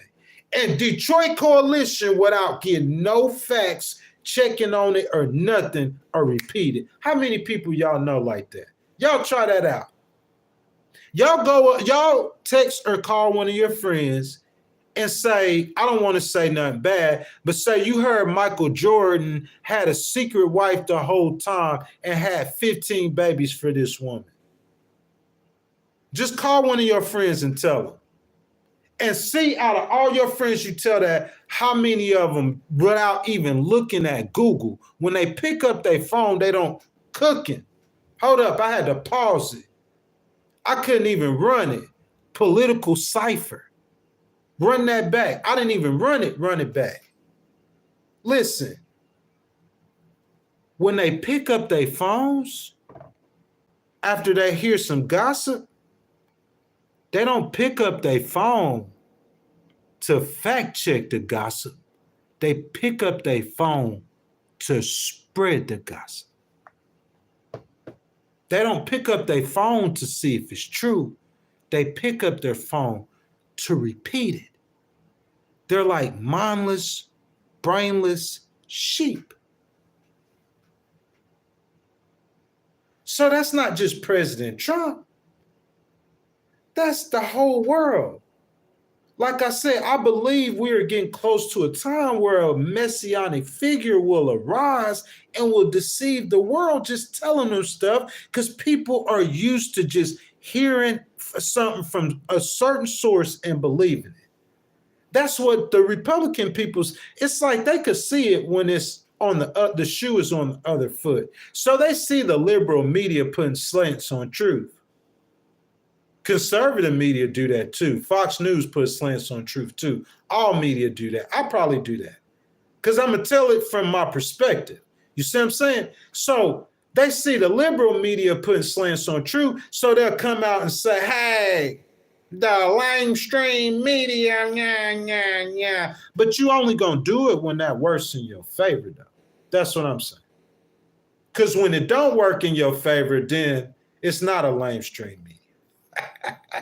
You ain't gonna call Fox lamestream when, you know what I'm saying, Tucker Carlson got your networks for spreading disinformation. That's what I'm saying. That's what I'm saying. That's a real good point, though. I want to keep cooking, but I want to get to something else. Knowledge says if you can't stand for something, you'll fall for anything. That's what I'm saying. That's it right there. What we standing for? Definition of a peon. You don't stand for nothing. Somebody could walk up to you and tell you anything, you just believe it. So that what we seeing in politics or what we seeing, that's just something that's going on in the world in general, or what we see. Like, this is what I'm saying. Y'all who keep saying that, y'all think President Trump, they say he a con man. Y'all think he conning the American people by giving them a little bit of facts and something? He does that. I noticed that. I ain't seen nobody call him on that, really. Not how I did it. I've done it. But I call him on that so hard because he does that all the time. Panama Canal, he did it. Greenland, he did it. Everything, every conversation he brings up, he's not lying. People think he's just stupid and he's lying. He's not lying. He's intentionally purporting the truth. Why is he doing it? I don't know. I can't tell you. But that's part of his strategy. He does that. Of course, I know he's drawing attention to but is he trying to pull a con? That's the question. Because, see, it's more sinister if he's just saying they eating the cats and the dogs so you could pay attention so I could do something good to help the American people. That's one thing. But if you're doing it to pull a con, the con man. Is he the con man, bro? Is he trying to help the American people? That's the question. David says, minorities do have their own individual rights. As a whole, minorities don't have the right to drag society down because they can't compete in a merit-based society. Bro, hold on a second. Don't do that. Don't do that, bro. Who can't compete in a merit-based society? Bro, listen. Sir, who says that? David? David, thank you for your comment. I'm not going to show you no hate. I think if you go to Democrats, a white person will hate you for saying that. This is what I'm going to say, though, sir. You saying blacks can't compete in a merit-based society. So in 1961, was that the problem? Why JFK wrote this? When Martin Luther King was on that balcony and he lost half of his brains, rest in peace, was the problem because black people couldn't compete? He got shot because black people can't compete in a merit-based society. See, talking like that, you trying to act like the hate and the ignorance don't exist. It's like they want to scratch it, they want to erase it. You know what I'm saying? That's like somebody who was convicted of molesting children. Y'all listen to me. I'm cooking. This cooking session number 69 today. That's like somebody who was convicted of molesting children, and you know how they become for life a sex offender. And it's like, you want to get rid of that, but you did it. That's like a man cheating on his wife, and he wanted to go away.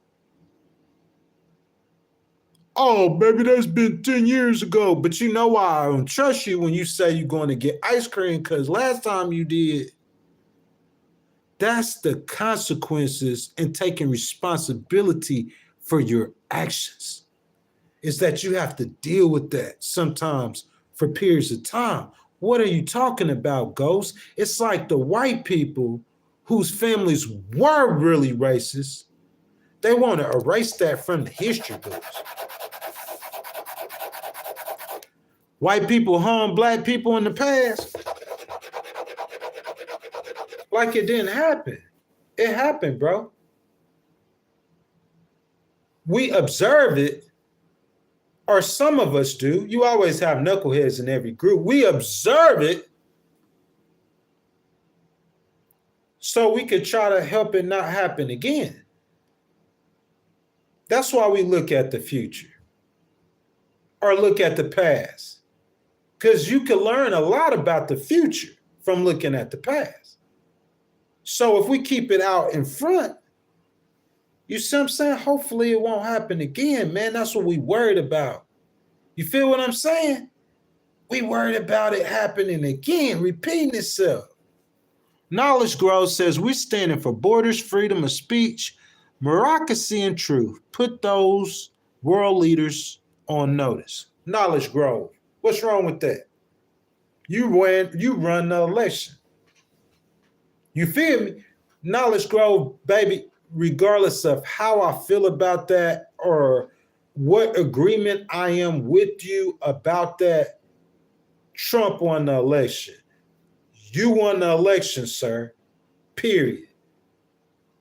I don't have no problem with that. Tell all the world leaders, Mexican, Canadian, because listen, this is what I'm going to tell you, Knowledge Grove.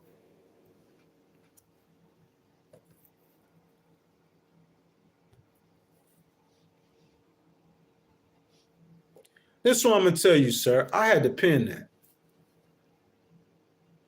Because remember we talking about peons, sir? You got to stand on that.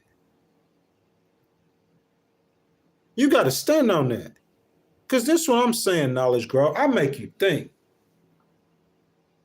Say in 2 years,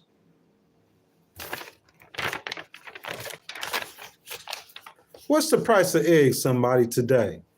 Because that's why he won the election. It ain't just eggs, though. It's a lot of stuff. The price of rent, things just weren't headed in the right direction for America, according to what the American people felt when it's time to go to work. Go to vote. So what's the price of eggs today, y'all? Can y'all see that? That's what we're going to say the price of eggs is. $3.54, hypothetically. Aloha said $11. Let's say hypothetically, Aloha is $3.54. Say this is what people voted for him for, right? That's why I pinned Knowledge Grove's comment. He said putting the world on notice, because you're going to have to stand on that. So $3.54. Knowledge Grove, with those tariffs on Canada and Mexico, one thing, facts. That's what I do, y'all. Y'all gonna have to create a meme of me saying facts. One thing that I can tell you is that the people voted for him off what they thought those prices. So listen, another thing I can tell you, one thing and two things for sure. One thing for certain, they voted for him for the person off the two things for sure. For sure is the price of eggs right now, y'all. Hypothetically, I do this to illustrate, because you teach better. When you repeat and illustrate, you teach better. $3.54. When you studying, how do you learn? By repeating stuff. That's how I'm repeating stuff. Because that's how you learn, by repeating stuff. You ever study for a test? You don't never repeat yourself when you study it. Because next time, say it out loud by yourself and watch how quick you learn it. I'm teaching some of y'all dummies how to get smart on them tests. $3.54 today for eggs. I could say that the people expecting that price to drop. They're expecting gas to drop. They're expecting housing to drop. They're expecting everything to drop. But listen, he got a big win. I'm finna cook again, y'all, for the 69th time, 70th time. Listen to me. He got a big win. But with that big win, what comes with a big win for a political candidate? A big responsibility. I'm cooking for the 71st time. Listen to me, like political cipher. I got 2 in a row for you. He got a big win, but with that big win comes a big responsibility. Cause if them prices don't drop. See, y'all celebrating the win, but the people voted for him. They looking for a stimulus check. Whether it's a check with Trump's signature on it, or whether it's more money on their check, they looking for something. He got to give them something. Listen, bro, it's time to start cooking in here, boy. I'm on fire today. The Republicans, they think that all they got to do is say, hey, President Trump doing what he's saying. He signed 177 executive orders in the first 15 minutes and 32 seconds. That's what the Republicans, that's what they're saying right now. They think that's all they need. But let me tell you something, boy. Facts. If them egg prices don't drop, if the price of housing don't drop, if the price of gas don't drop, they don't care how many executive orders you wrote, it didn't work. And you know who's going to pay for that?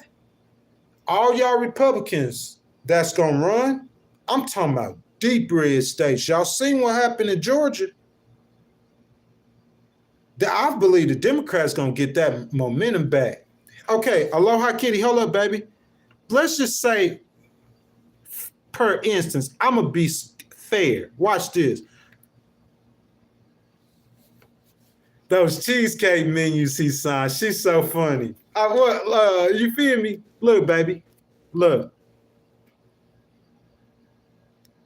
So on the top is when he got in the office. Let's say the top is what the price of eggs is, with the arrow, $3.54. Let's say you're going in the voting booth, because that's where you're going to pay for that, buddy. Let's say you're going in the voting booth in November of 2026. About a year and a half, y'all. It's already February. Didn't January go by so fast? It's already February. Today, I think like what, the 3rd or the 4th? Guys, listen. Let's say eggs only drop. Or let's say they go up by 2 pennies. They didn't really go up. Only 2 cents in 2026.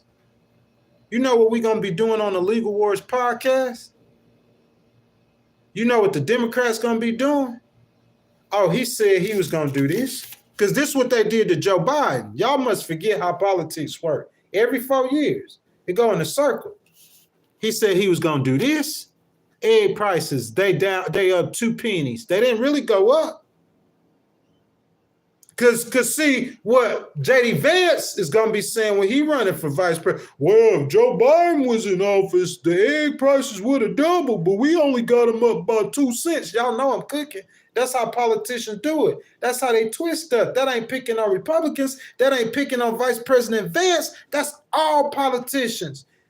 You know, you're going to say, well, you know, the price of eggs, you know what I'm saying? Like, you know, it only went up 2 pennies, you know. But if Joe Biden would have stayed in prison, man, y'all see how them egg prices are rising. But if Joe Biden would have stayed president, egg prices would have been, instead of $3.54, they would have been like $4.89. And you know, it's gullible people, peons, that's going to believe that.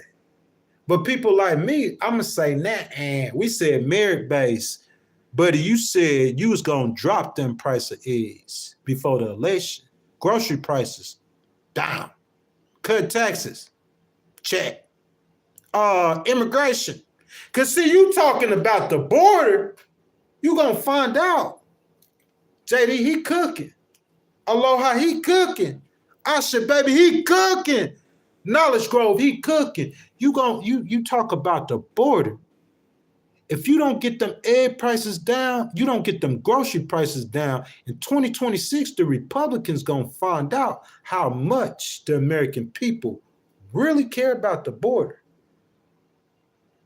Because if gas and groceries the same, but you deporting immigrants, who gonna care? Hey, I voted for President Trump, but my gas went down. But hey, he deported 2 million immigrants more than he said he would. He didn't deport 15 million, he deported 29 million. You feel me? But my gas still the same. That's what we voted for him for, the gas to go down. My groceries still the same. Y'all get my drift? That's my point. Y'all feel where I'm coming from? So, Knowledge Grove, he understands my argument. It, however, ignores the fact that we are okay initially with the slightly higher prices. If we are respected on the world stage, we're staying out of wars. Look, Knowledge Grove, like, that's what matters to you. You okay with the higher prices? Go ask President Trump, is that why he won the... No. Because I always tell y'all this, that y'all don't think. I help y'all think. Y'all, you gonna go to the Democrats, and if you are a Republican, you ain't gonna go there, or if you go over there, you're gonna troll them. But I'm saying, you gonna have anybody in here, because I'm gonna help you think. I feel what you're saying, bro, about the higher prices, but that's what you care about. I'm talking about in these states that are purple, that go blue, red, blue, red, blue, blue, blue, blue, red, red, red, blue, red, blue, blue, blue, blue, red. You don't figure out what they are. What's Pennsylvania? It's a blue state or a red state? Blue, red, blue, blue, blue, red, red, red, blue, blue, blue. And them, I ain't talking about the states like Alabama that's gone. You don't even have to look at Alabama. They already red. When the people at Fox and CNN drawing up the election maps, they already color them in. They color Alabama red right now in 2025. In the presidential election in year 2028, they already colored Alabama red. We ain't talking about them states. You feel me? We talking about the blue, red states. Those are the ones who decide the president. I'm Fox. You know what I'm saying? Hey, I got to trademark them two. That's the ones who decide the president.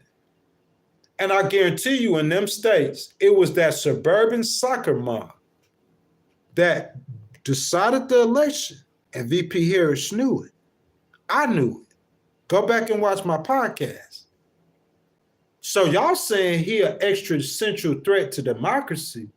So go get Liz Cheney and Nikki Haley to try to attract those voters to you. But it didn't work. Because you know what them voters said? Donald Trump's an existential threat to democracy. Well, he is kind of wild. He is kind of crazy. He do say stuff that I don't like all the time. The man throw. He got a pass. He a con artist. But you know what, though?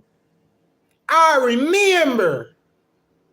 How many of us heard people say, I remember in 2018, 2017, I went to the grocery store and eggs was $2.19. They $3.54 now. And he said he could get them back to $2.19.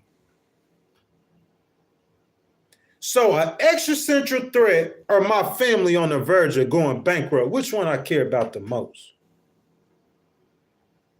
Bankrupt, it's the economy, stupid, that's going to win majority of the time. People's well-being. For rich people, it's different. You can get a rich man to go either way. A lot of times they still care about their money when they're rich, but sometimes rich people will support Democrats who want to tax them. You see what I'm saying? Because they could go either way once they done made it. Because the smart rich people know that you ain't going to go broke from paying more taxes. But your streets, you might not have no potholes in your streets. So when you're driving your Rolls Royce down the road and you pay more in taxes, you ain't got to worry about hitting no potholes. Y'all like that, know what I'm saying? That's in my opinion, y'all. Buddy flood, prices will go up on groceries because of deportation. Not only deportation,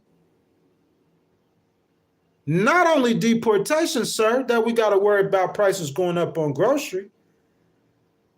Who America get the most fruits and vegetables from imported?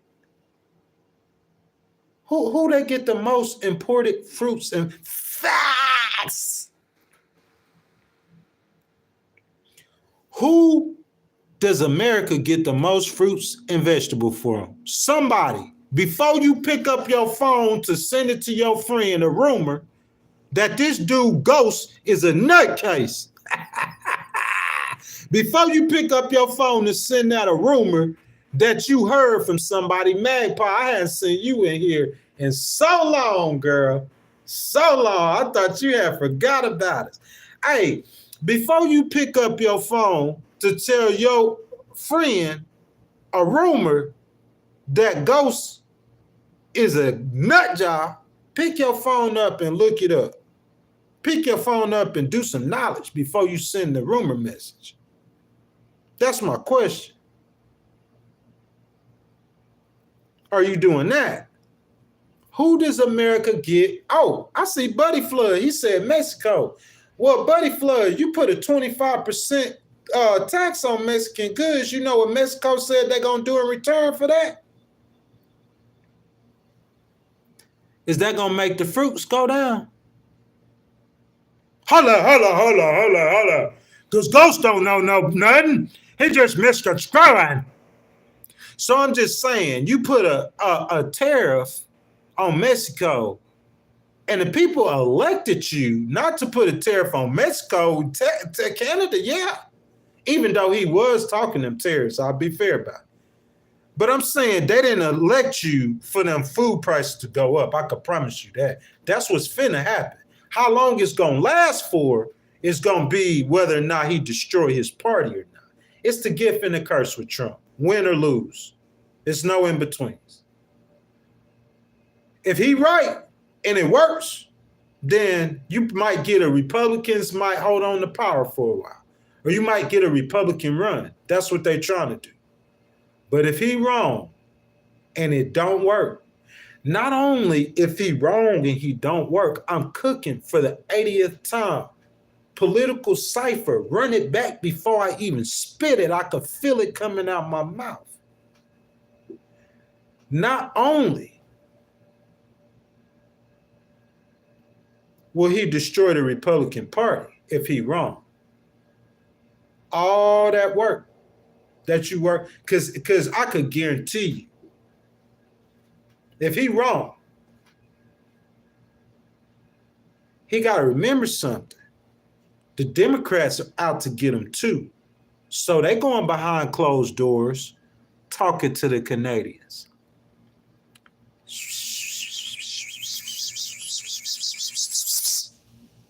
You don't think that there's high-level Democratic people who hate Trump with a passion that got Justin Trudeau's phone number, that got a line to speak to him directly? Democrats who hate Trump with a passion, they're going to pick up the phone. Maggie, we do, baby. We import a lot of goods. They're going to pick up the phone, though. Hey, Canada, they're trying to destroy President Trump. All I'm saying, that election come, bruh, them grocery prices ain't down. The Republican Party is going to get slaughtered. Facts. Now, that's a prediction I'll make that I'll stand on it. That ain't got nothing to do with a Republican or a Democrat. That's just knowledge and wisdom. If the Republican Party, when they run for Congress, if you're a Republican and you running for Congress in 2026, might not now, you might want to get them tariffs to December the 31st of 2025 to work. Because come January in 2025, if them tariffs ain't working, boy, you better be, if you're a Republican, President Trump, please. Please. Because I'm saying the food prices can't stay the same. And he can't go around touting all the billions he made for the American government, because I believe that's what he's going to do. But if the food prices stay the same, though, the American voters are going to be unrelenting to the Republicans, just like they were the Democrats. So is the way of politics. Buddy Flood says Trump messing with our allies might drive them to join BRICS. Ooh. Ooh. Ooh. Yeah, I'm sorry. There's unintended consequences to your actions. Buddy Flood, if you will, if you let me borrow that train of thought that you just gave, and let me write a thesis and words to that, sir. He said Trump messing with our allies might join them to drive BRICS. Is that why BRICS is formed? Is that why there's an anti-American movement? President Trump, you might push them to join the anti-American movement. Unintended consequences. He's saying, hey, I need to do A, Y, and Z, X, Y, and Z, A, Y, and Z, X, Y, and Z to fix America. X, Y, and Z to fix America. But the unintended consequences of trying to rebuild and scratch America is that messing with your allies might get them to join your ops. Bruh, it's ABC mentality. President Trump said we need a common sense revolution. Yes, we do. All of them. Not just Democrats, all of them. It's ABC mentality. Learn it on the court. Most of this stuff that is because it's common logic. And it's logic that I learned, I'm talking about in grade school. And I just used it throughout my life. Whenever I did use it, and I wasn't stupid and not thinking. Because when I think I could win almost any situation, I don't care how bad it is. Hence, litigation. Put in some horrible spots and came out on top. When I think, you see what I'm saying? But if I'm not thinking, who is this? Black and Ron says $150 billion spent on immigrants. And look, we done fixed that. And y'all keep doing this, though. Magpie says if we drill, our energy goes down. He gonna drill. Magpie, baby. But I don't know those I'm saying unintended consequences. You need a common economist for this that aren't used to drawing these kind of algorithms. Because most presidents don't use tariffs as aggressively as President Trump and don't talk that deportation as aggressive as President Trump. I'm not sure if he's going to do that, though. Magpie says, I have a small garden. Me and my neighbors have plenty of veggies for summer, early fall. Grow it, harvest it, free food. That's true. That's so true, baby. That's a whole good point. Guys, y'all kicking it with Ghostwriter in a Monday. Y'all tell me, Ghostwriter, man, your boy don't be giving y'all that knowledge. He don't be giving y'all the facts, that truth. You see what I'm saying? Logic, man. Truth. If you guys enjoying the content, man, I ask that y'all please like the video. Double tap your screen, man. Y'all might be in here kicking and thinking them likes aren't that important, man. Them likes are so important. Y'all please go ahead and throw a thumbs up on that video. Subscribe to the channel if you enjoying the content. And hit that notification bell. Guys, channel memberships start at $2.99. Super stickers, super chat. If you want to start a discussion, hit that button with the $, and your donations are so much appreciated. Man, your boy Ghost been in here cooking for y'all, man. Over 2 hours, man. 2 hours in here cooking, man. What y'all think? Knowledge Grove says BRICS will not be joined by the likes of Canada. Well, I'm not saying, listen, Knowledge Grove, he's not saying, I don't think Buddy Flood was saying that Canada or Mexico gonna go join BRICS. We don't think it's small increments. See, when VP Harris says he's an extra list, bro, ooh, I'm cooking right now. I'm cooking. If y'all want, bro, because y'all making me give y'all this for free. Y'all making me, I'm talking about a political cipher. I'm talking about if freestyle battle, I'm going to slaughter that podcaster, any political podcaster. Listen. VP Harris saying he's an existential threat to democracy. I got to get up on this.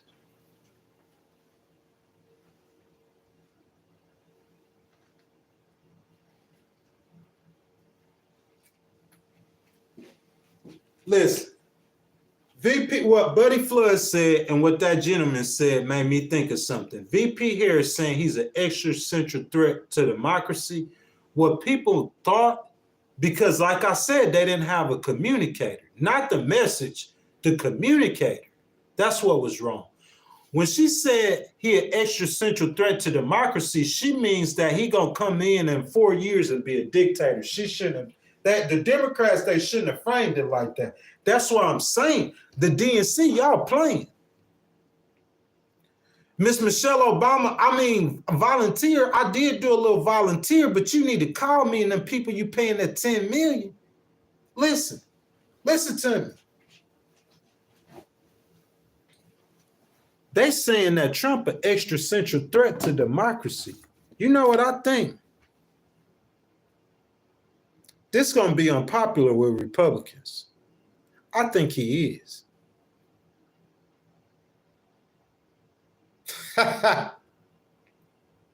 You see what Buddy Flood's saying down there? That's why I think he's an existential threat to democracy. Because the way VP Harrison and them were framed it, that these 4 years, if he win the election, he'll never leave and he's just going to rule with an iron. Nah, I don't think that'll ever happen in America. Not in the next 10, 20 years. I don't think that's going to happen. What I think will happen is what Buddy Flood's saying. Little increments, little by little. You're not going to see the slippage. It's just good. You're going to wait. Canada not finna go join BRICS. Sweden is not finna go join BRICS. Panama Canal.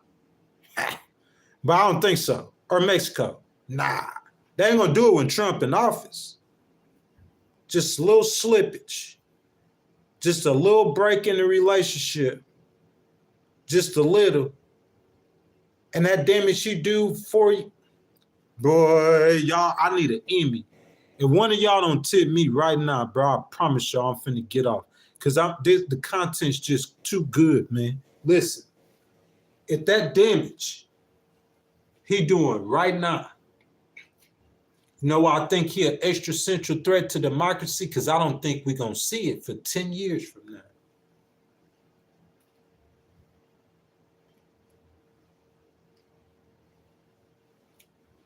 The damage that President Trump right now is doing to America, the reason why I'll say that he might be an existential threat to democracy, we're not going to see it, the results of it right now.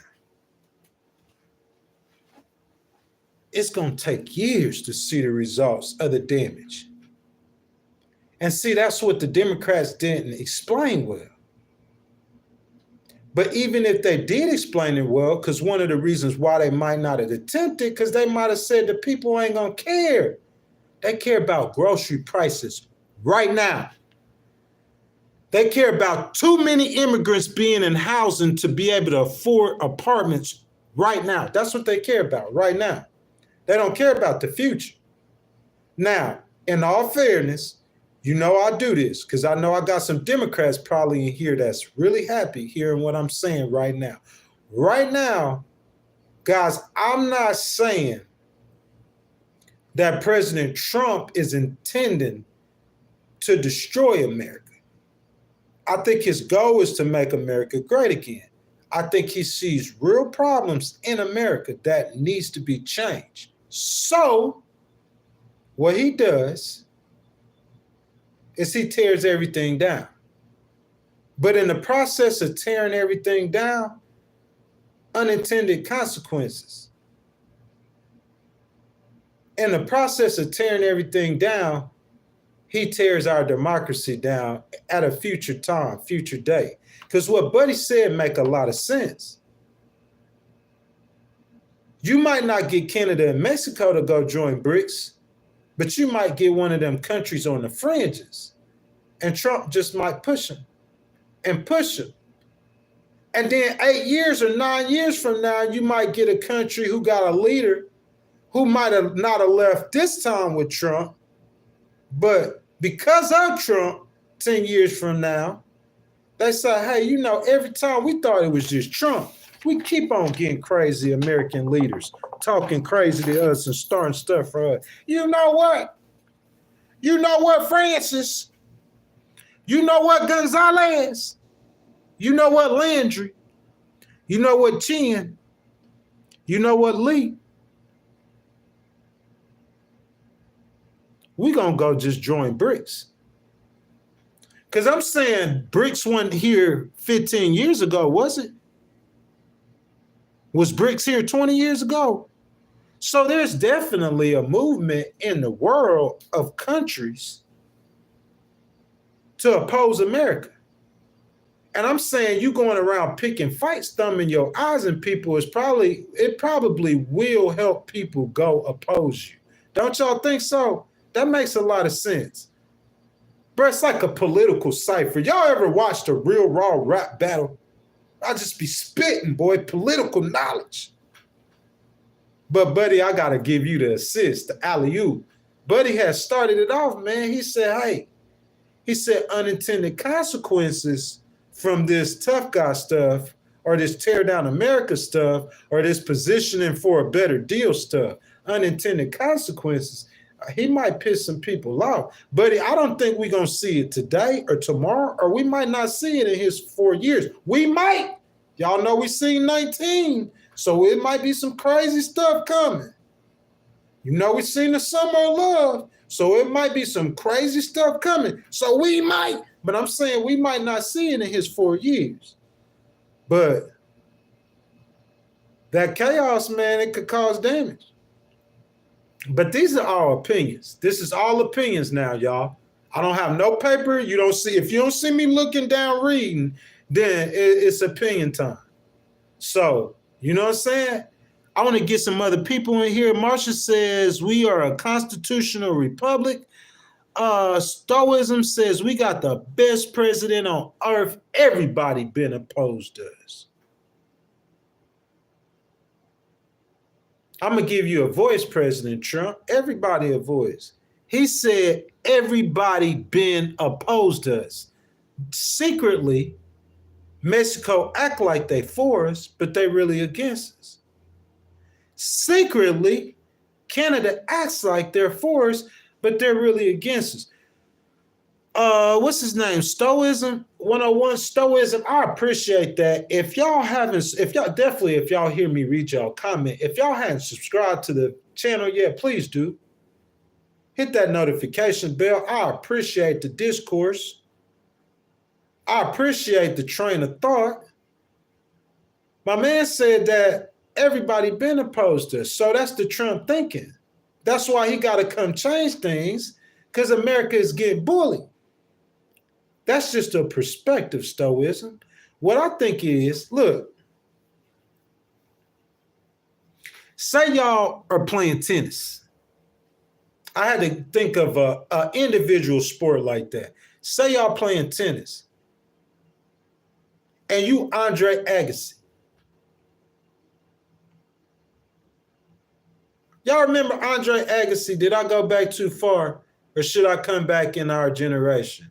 What's that young boy name? The Pete Sampras. What's the boy keep winning in the he from France. Djokovic. One of them. It's two of them. They real good tennis players in men tennis. Say you one of them guys. I just said Andre Agassi. Say you the number one tennis player in the world. Everybody is against you. Stoicism. Stoicism. If you the number one tennis player in the world, everybody is against you. You know why? Because you on top. You number one.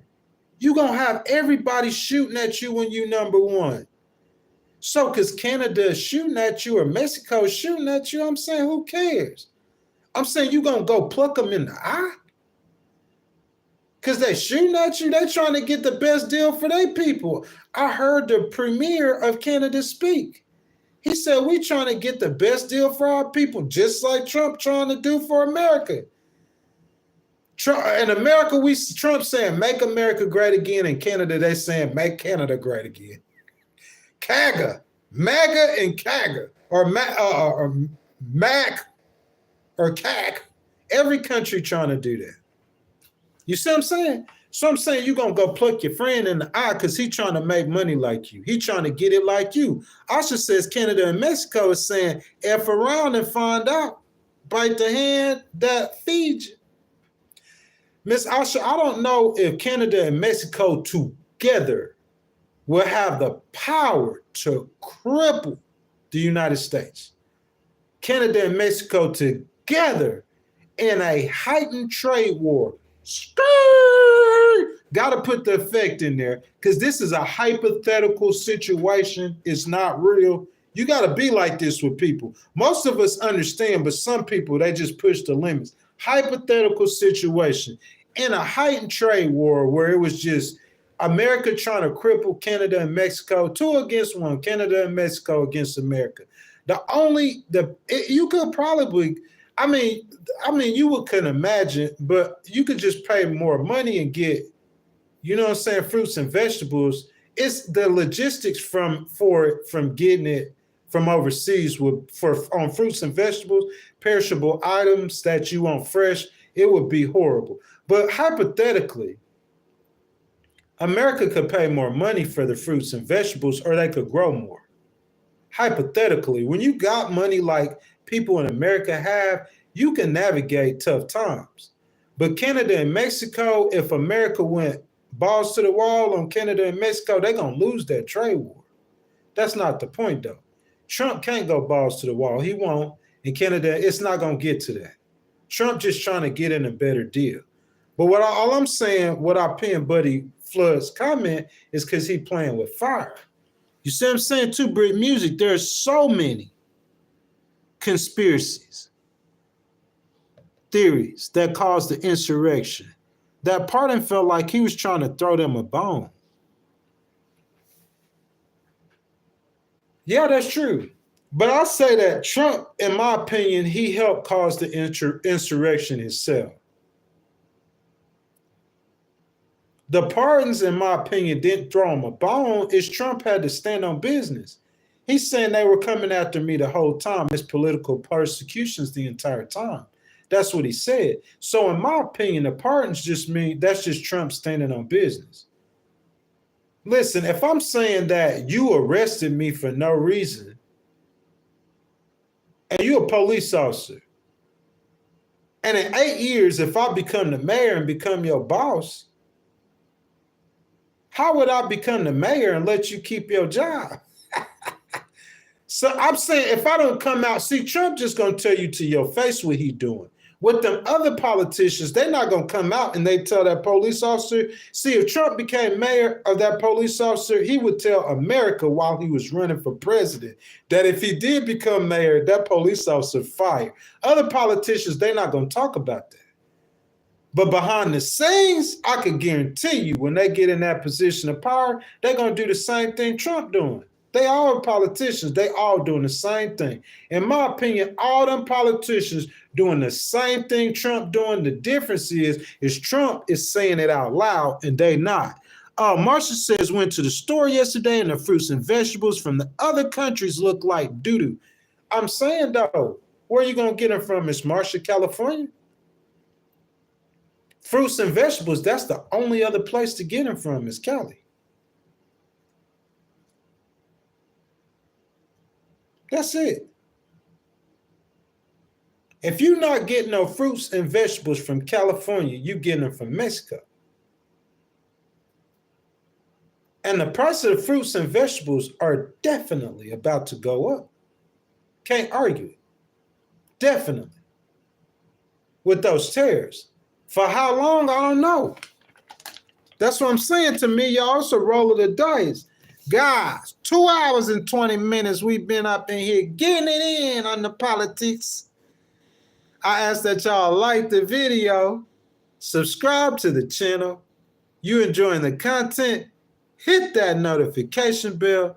Channel memberships start at $2.99. Super chats, super stickers. If you want to start a discussion, hit that button with the $, and your donations are much appreciated. Magpie says if we can't afford avocados, what it matter if Mexico tariffs avocados now? That's for the people who can't afford them, Magpie. But the majority of America can't afford avocados. So they're gonna get higher. What happens is, Magpie, baby, if the loaf of bread becomes $10, the people with no money, they gonna die off, depending on how long it stay like that. The middle class will become the poor, and the rich people will start struggling. If everything is 8 times as much as it was, if you went to buy a new $16,000 car, and now that car is $160,000. So that means the $1 million car is $8 million. And that means the $10 million thing they buying is $80 million, and the $80 million is unaffordable for a lot of them. You see what I'm saying? That's what happened in the Great Depression. That's what happens with inflation. You see what I'm saying? That's why you want everything cheap for everybody. If it's $1.25 for the poor people, that's what it is for rich people. Why we want it higher? What's the purpose of making it higher? The only person who should want a good higher is the maker of that good. Who else want it higher? Oh, I'm a rich man. Oh, I want to go to the gas station and pay $13 an hour. If they were doing that, they would just pay their taxes. Tell me I'm not cooking.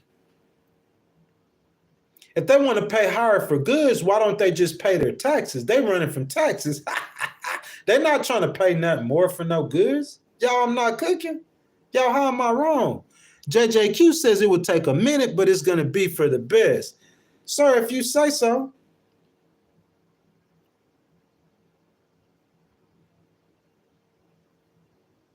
I don't know. We're going to find out.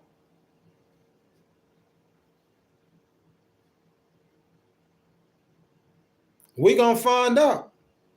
Because it might take a more minute. I'm saying some people, we waiting on these minutes. We might end up dying or something might happen to us while we wait. But I hope so. I really do. I really hope so. Because I'm saying if not, you already know what time it is. Because I'm saying, listen, there's a such thing as a fairy tale, and there's a such thing as a crime wolf story. Let me explain. In a crime wolf story, it's something that's really coming or really is going to happen. Feel me? It's not like trying to tell somebody that they're going to die, because everybody's going to die. That's crazy. Tell a person the day and the hour and the minute and the second they're going to die. That's something different. But that's not like, we talking about like, when we saying a wolf story, like something that's going to come true, like say if the economy going to crash or something, telling a wolf story like that.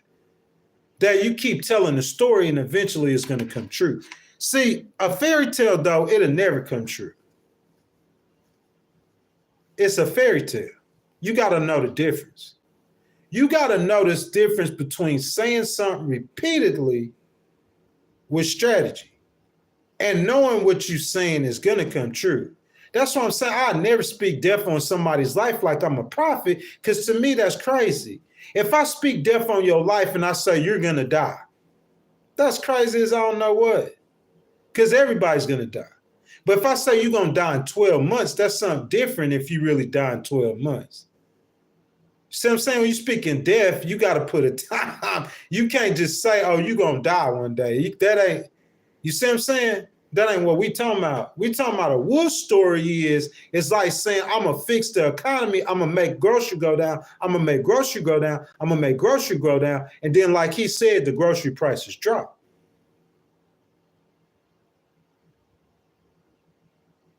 Who lose then? The Democrats. They get slaughtered. But if you saying a fairy tale, grocery prices drop. Listen, y'all, Aloha Kitty, y'all. They came in the stream right after Trump won, probably the end of December, beginning of January, during his Texas tour in January. She said grocery prices ain't going down. She said that before Trump did the Time magazine.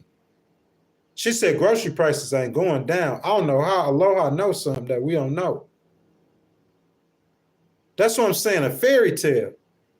If there's no chance for grocery prices to ever go down, then it's going to be a bloodbath for the Republicans in 26. Bloodbath. It's going to be a bloodbath. And with somebody like Josh Shapiro on the Democrats roster for 28, I don't think I think this will be distant memory what they just did. It'll be a thing of the past. Oh, Trump did that in 2016. Look what happened in 2021 or 2020. And now Trump can't even run no more. So the Democrats are like, we know we're going to stump him in 28. If them grocery prices don't drop, it's going to be a bloodbath when it comes to the election time in November 2026. Trump going to feel the effects of that. I promise you. Definitely. 10,000. Magpie says inflation will never be a problem to the people if we can afford it. If we have the money in our pockets, Magpie. What's up, baby girl? Tell them they can't tell you, Magpie. You don't know nothing about politics, girl. Tell them. Magpie saying, hey, it's part of his plan. He gonna cut taxes, so you ain't got to worry about it. You're gonna have money in your pocket to afford that. She took my argument that I tried to flip on her, and she flipped it on me. Oh, you ain't got to worry about that, Ghost. He gonna put money in their pockets. They ain't got to worry about inflation. They can afford it. But I don't know, Mag. I think the poorest are always going to be complaining. It's just the facts that he said he was going to drop those grocery prices. That's what I'm saying. So you ain't got to worry about it from me. I'm just telling you, because see, you might not think about it like this, not because you're not a litigator, because you're a Republican and you so immersed. Well, I'm not. I talk to both sides. So I'm just letting you know how the Democrats gonna come for you. You ain't gonna say they got a message. Listen, cipher, political.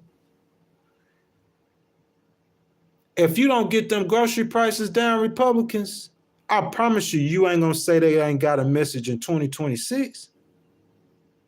Because they gonna mop the floor with you. Hey, Trump got a year and a half though. But it's a gamble. I promise you the DNC gonna play Trump saying how he gonna cut prices, talking about Joe Biden. They gonna play them clips, bro. I'm talking about, and on the local level, the Democrats don't do bad in midterms, especially when your incumbent is a Republican. It's gonna be horrible in 2016. And when the Democrat, listen, Trump, when the Democrats, listen to what I'm saying. Y'all listen to me. Y'all listen to me. They call me a prophet now. Marsha, I want you to hear this. Knowledge Grove, Asha, Two Brick. Hear this. Marsha, I hear you. I seen that, but listen. What happened when Trump was president?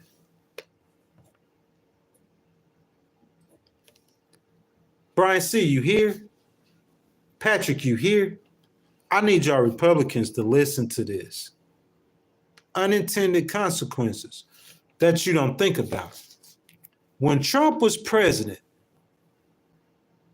when the Democrats took control, because they this close from controlling Congress, and they only need 4 seats in the Senate, and they this close from controlling Congress. So when the Democrats took control, when Trump was president of the House of Representatives and of the Senate, what happened to President Trump? How many times he got impeached when the Democrats were in control? So you telling me in 2026, Hakeem Jeffries take the House and the Republicans take the Senate. You telling me they're not going to have Trump impeached again by 2027? That's what I'm saying. You, President Trump, rolling the dice with the tariffs. He already knows it's going to be hard to get them grocery prices down. I understand.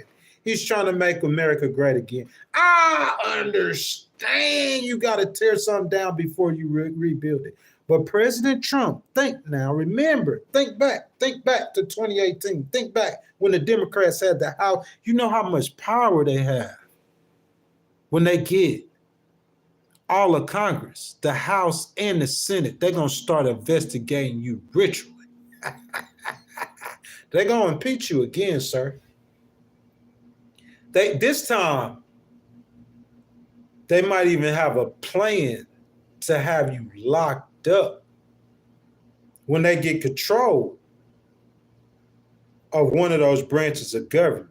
It's just they don't got control of no branch. Trump in the White House, he got Republicans all by the slimmest margin, but it's still a lead. He got Republicans controlling the House of Representatives and the Senate. And he got a conservative majority on the Supreme Court. So you can't get me there really either, unless you already got me. Unless you really got me. Because the court not just going to side with him all the way. But you're not going to just get out on them either, because they're conservatives. So you're going to have to really have them in order to win in the Supreme Court. You see what I'm saying? He got a clean majority. But what happens if grocery prices ain't down? Look, I'm going to do this one more time, y'all. This is the price right here that they started at, $3.54. And it's time to vote in November, and that's the price of them, $3.56. And like I said before, what your favorite or your local congressman is going to be saying, and what Trump going to be saying when he's stumping for him is, hey, if Joe Biden was president, instead of the eggs only going up 2 cents, they would have went up $2. That's what politicians do. But you know what, the American people, they're not going to care. They're not going to want to hear that. They ruthless when it comes to that kind of stuff. Unforgiving. Plus, Trump is the incumbent. The Democrats, more than likely, I would say if you had to put betting odds 18 months out from the midterms in 2026, the Democrats gonna take Congress. Bro, I'll bet you whatever. I bet you 15 rats. Democrats taking Congress. The Senate, 4 seats, that's hard to overcome. But if them grocery prices don't come up, they might take the whole Congress. And if they take all of Congress, President Trump, the unintended consequences, which I'm sure none of your advisors are telling you right now, President Trump, the unintended consequences of your trade war with your allies will lead to you being the first president to get impeached 3 times in 2 different terms. Because if the Democrats take over in 20, they don't have no gavels. You feel me? Y'all remember, they had the gavels back then. They had the gavels. Y'all don't remember? They had the gavel in 2020, didn't they? Didn't they get the gavel back in 2019? And they 2 years that Democrats ran the House and the Senate. Or just the House. I think it was just the House. I think the Republicans might have had the Senate, if I'm not mistaken. That's why they couldn't impeach him. Or I might be wrong. But I know that Hakeem Jeffries getting that gavel in 2016 unless Trump overperforms. And you know they coming for his neck. The smallest, bruh, they were on Trump for 4 years straight and he wasn't even president. They had all the power. They had the White House. And they had what, Congress? After they lost Congress, I mean, not Congress, but the House of Representatives, after they lost the House of Representatives, Joe Biden still got the White House. Department of Justice still came after him and convicted him. 4 years straight, they was on his dome top. They ain't got no power. That's why it stopped. They ain't got no White House. They ain't got no courts. They tried them in courts. They ain't got no House of... The second them Democrats get an avenue of power again, they gonna be on that boy head like white on rice. And that might be when we see the chaos again. Once the Democrats get another opportunity at power. And the only way I could see that happening is Trump gonna do it to himself.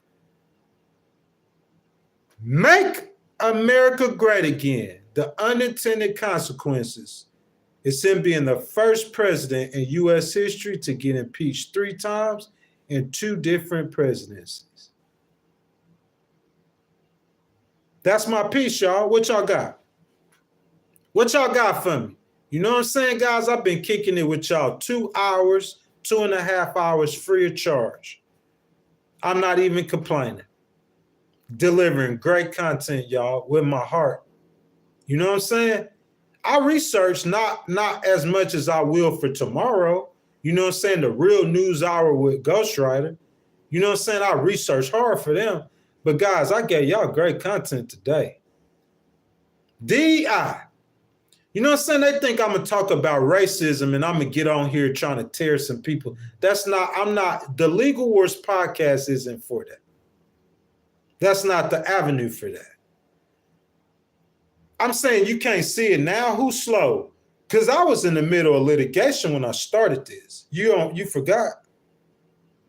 You forgot how much money I made in December, in October, in November.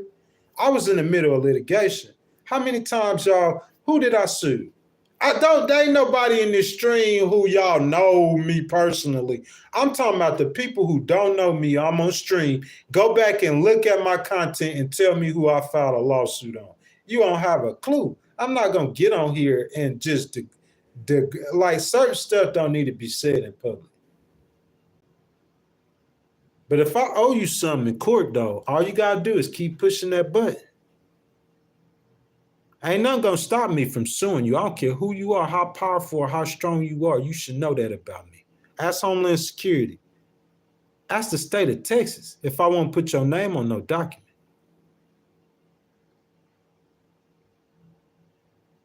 To the federal judge. He said, hey, you can't do John Doe, but if you put your name on him, he said he gonna serve him tomorrow. I'm talking about lists full of federal agencies. You know what he told me? He probably was a conservative too. That don't matter. Not in the field that I'm in. I mean, they're not going to let me just get them. I have to have the goods on them. I have to have them hard to be able to win. But just because he's a conservative don't mean he going to rule. That's not how judges get down. They don't get down like that. It's just going to be less favorable for me, but I'll still win. But I'm saying, bro, a conservative judge, he said, all them good, he said, listen, do you got to take the John Doe off? He said, put their names on them. He said, I'll serve them tomorrow. But you'll never hear me come on here and be, that's not what the Legal Wars podcast for. You catch me on Instagram or Facebook or in a court document, I'm going to get on your head top. Don't be on the phone in the negotiation with me over no money. I'm going to do a legal robbery on you, boy. You feel me? Legally, I'm going to rob you. I'm going to rob you in front of the judge, the whole city. The whole community, I'll rob you. I done it plenty of times before. But the Legal Wars podcast isn't for hate, man. We're trying to uplift. We're trying to unite with this podcast. You feel me? Magpie, you feel me, Jerry? You feel me, Hot Rod? You feel me, Two Brick? You feel me, Buddy Flood? You feel me, Biker Bay? You feel me, Noah J? We trying to unite with this podcast, y'all. 2 hours and 40 minutes, y'all. Y'all still on chilling? I got CNN in the background. I'm sorry for all my Fox people, my conservatives.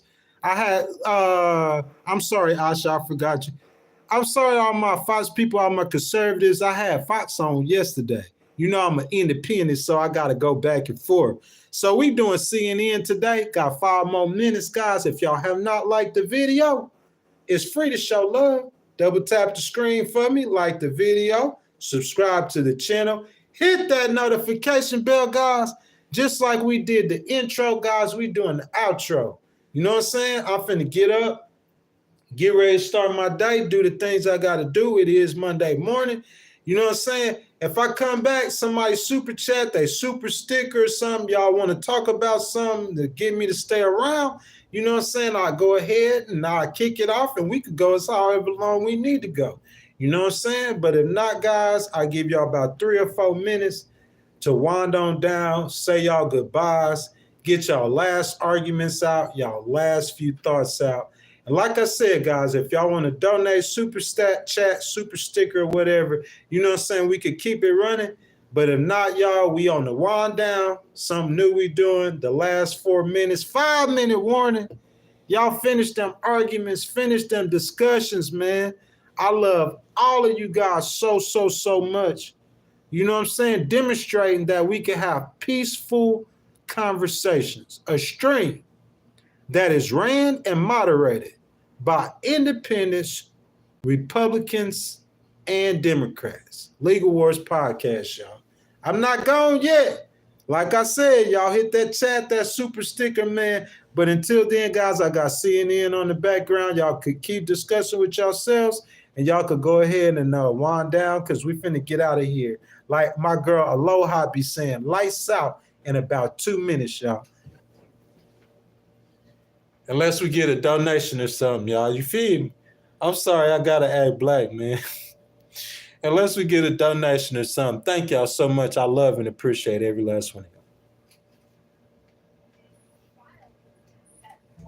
2026. So we have ways to go, but what has happened in this lead up is that there has been a lot of so-called evidence that has been issued or leaked to the media. So over this past weekend, John, Justin Baldoni's lawyer, he actually launched a website where he put the complaint and a timeline that's 168 pages on this website so that it's easily accessible for the public. Now, these are already publicly filed documents, so you could get them through the court system. But now all of these fans who are obsessed with this story and eating it up, they can just read through all of these texts and all of these pages of these legal documents. Now, where this started again was in December. Blake Lively, she filed a civil rights complaint in California. She alleged that Justin Baldoni sexually assaulted her on the set of the film It Ends With Us, and then after that she suffered career retaliation because he led a smear campaign. Now, on the other side, Justin Baldoni is saying, not so fast. You are actually the one who was trying to destroy my career, and you took over the film, which you were hired as an actress, and I was the director. So again, this is a mess. This is a very public Hollywood battle, and it's very rare for stars of this stature to be letting all their dirty laundry air in the public. But again, as of now, this is going to court in 2026. The big question is, will this settle, or will we actually see them on the stand? But the documents that were published this past weekend, John, they did mention Ryan Reynolds, who is Blake Lively's Hey, that changed the channel. Somebody changed the channel on me. Did I do that, man? You feel me? They said they ain't trying to watch no CNN, man. I appreciate y'all, though, man. All y'all kicking it with your boy. You know what I'm saying? Loving your support. You know what I'm saying? Right before I get off, guys, I have to say this because this is a We the People. We got 3 episodes of We the People. You know what I'm saying? This is the very first episode. We the People basically is going to be a documentary, a vlog. You guys got to understand, like, all of these videos that I'm creating is members only content. Okay? So I'm going to help you out. It's members only. The goal for the content that I'm creating right now, the goal isn't views. We got 8 members on this channel. Okay? I had 22 members on this channel. We down to 8. We were down lower than that. We were down to like 4. Red G was the first original member. Him, Aloha Kitty, she like the top 10 original or top 3 original members. Red G, Aloha Kitty, somebody and some. We were down, Karina and somebody else. 4 members. Brian C bought a membership. I think Keith got a membership. I'm not sure if Patrick did. People started getting memberships. We up to 8 memberships. That's the only purpose for that, only that content. So if you see 5 views on it, just know 5 of the 8 members viewed it. If you see 19 views on it, no more than the members of this channel viewed it. That's what that content is created for. I'm only looking for 8 views on the videos. I'm not talking about the shorts content. I'm talking about the videos that y'all are seeing me uploaded that says members only. I'm not, y'all are saying those videos aren't designed to get tens of thousands of views. If it says discover your passion on it, or if it says discover your passion 3, or if it says my coast life 4, or if it says any of those kind of videos, you will see tens of thousands of views on those videos. Definitely. Facts. Facts. My discover your passion 3, it was only 3,000 views on it because that was set up as a commercial. I was just telling y'all story. I started with discover my passion in Biloxi. So discover your passion 2 was just about me coming from Biloxi to Houston 4 years later, and I discovered a real passion, the law, and so that was basically a commercial for business. And it got 3,000 some views, but I'm saying like these views, this content I'm giving y'all now, interviews and stuff like that, that the only purpose for that is for the memberships, the members. If you pay $2.99 to become a member of this channel, what are you paying that for? See what I'm saying?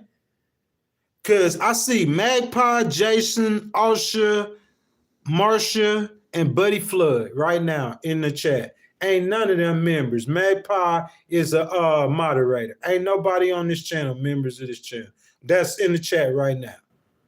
So I'm saying, well, the 8 people that do pay the $2.99 or pay the $9.99 or the $19.99 every month, what are they getting for paying that money? Miss Lori, she was one of the original members of the channel, and then she came back and became a member recently again. What is she paying? What is she getting a membership for? Just because she cool with me or she like me? That's what I'm saying. So y'all understand that content is for the members. They pay $2.99 a month. I gave them 4 interviews that only they can see and 2 full-length documentaries for that $4.99.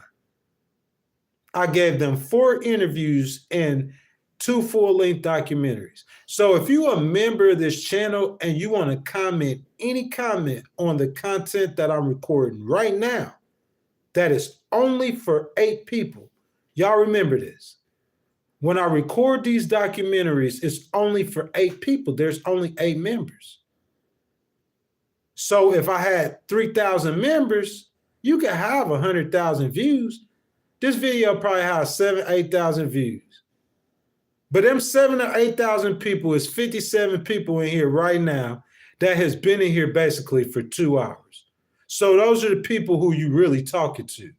The rest of those people, they just passing through, in and out the algorithm. You talking to those people who kicking it with you, who making your watch hours go up. So that means I see Jason, Marsha, and Magpie. Magpie been in here kicking it with me the whole time. So I'm uploading members only content for Magpie. So Magpie could pay that $2.99 and become a member of the channel. For you, Jason, for you, Marsha. I'm not uploading it to get 100,000 views. I'm uploading it for 8 views. Because them 8 people paid $2.99 or $9.99. I don't think I have one that paid $19.99. They pay money to be members of the channel. So for them paying, I have to give them content. And I ask all of you guys, if y'all enjoy the content, if y'all want to continue the discussion, if y'all want to join the channel and become a part of me and those 8 members, the channel memberships you could join right now is $2.99. You could join this movement. $2.99. And you could be guaranteed in the month of February, I'm going to give you guys interviews. And the topic for the month of February is We the People. It's Black History Month. I'm a Black person. Come on, guys. If Trump will pardon people or Biden will pardon his family, don't you think for Black History Month, I'm going to talk about, you feel me? We the people. The whole vlog or documentary isn't about racism. Because the whole problem isn't about racism. We have social wars too. People who believe in trans rights and people who don't. People who believe it's okay to have an abortion and people who don't. We have other kind of wars, like the rich versus the poor. Y'all feel what I'm saying? So in We the People, that's we the people, us, collectively. Legal Wars Podcast, our voice. Brian C. come on here and he said, hey, Greg, I'm a member of the channel. I see you doing this with the members, whatever content, you doing this and you doing this. Then I want you, Greg, to do this with the members only content. I'm a paying member.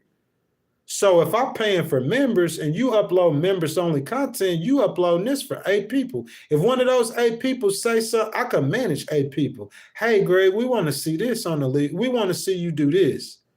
And that's something we talked about back in November and December. They wanted to see me do interviews. So guys, continually, members only content. Legal Wars Podcast, I will deliver for you guys 5 videos a month. Whether we're doing interviews, whether we're doing edited documentaries, whether we're doing vlogs. I imagine if the channel grows, man, it's my dream to go interview people or go to a Republican National Convention or both of them in the same year. You know how you see one podcaster at the Democrats and the other ones at the Republican? I'm going to be at both of them, same year. See what I'm saying? That's my dream to do that with this podcast. If I'm going to do it and make money off of it, it's a monetized situation.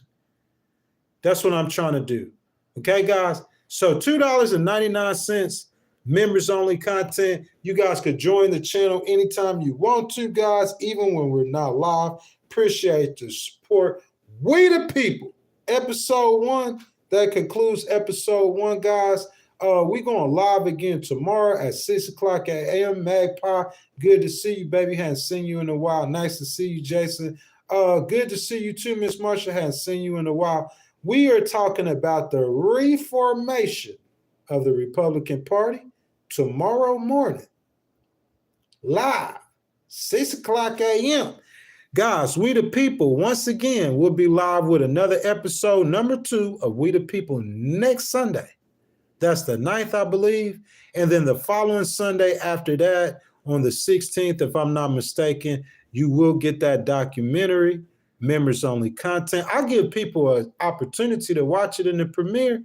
People don't show up in the premiere. It's going to members only. I don't care nothing about the views. I'm just trying to satisfy my members and the $2.99 that they're paying for the membership to help to grow the channel. That's my time, y'all. We the People, episode 1. Thank y'all for watching the Legal Wars podcast. I love every last one of you guys. We will be back on again tomorrow morning, bright and early, 6 o'clock a.m. Until that time, guys, always remember that Jesus loves you, to love your neighbor, Republican, Independent, Democrats alike. We are all Americans. We are all in this together. Look at Miss Marsha.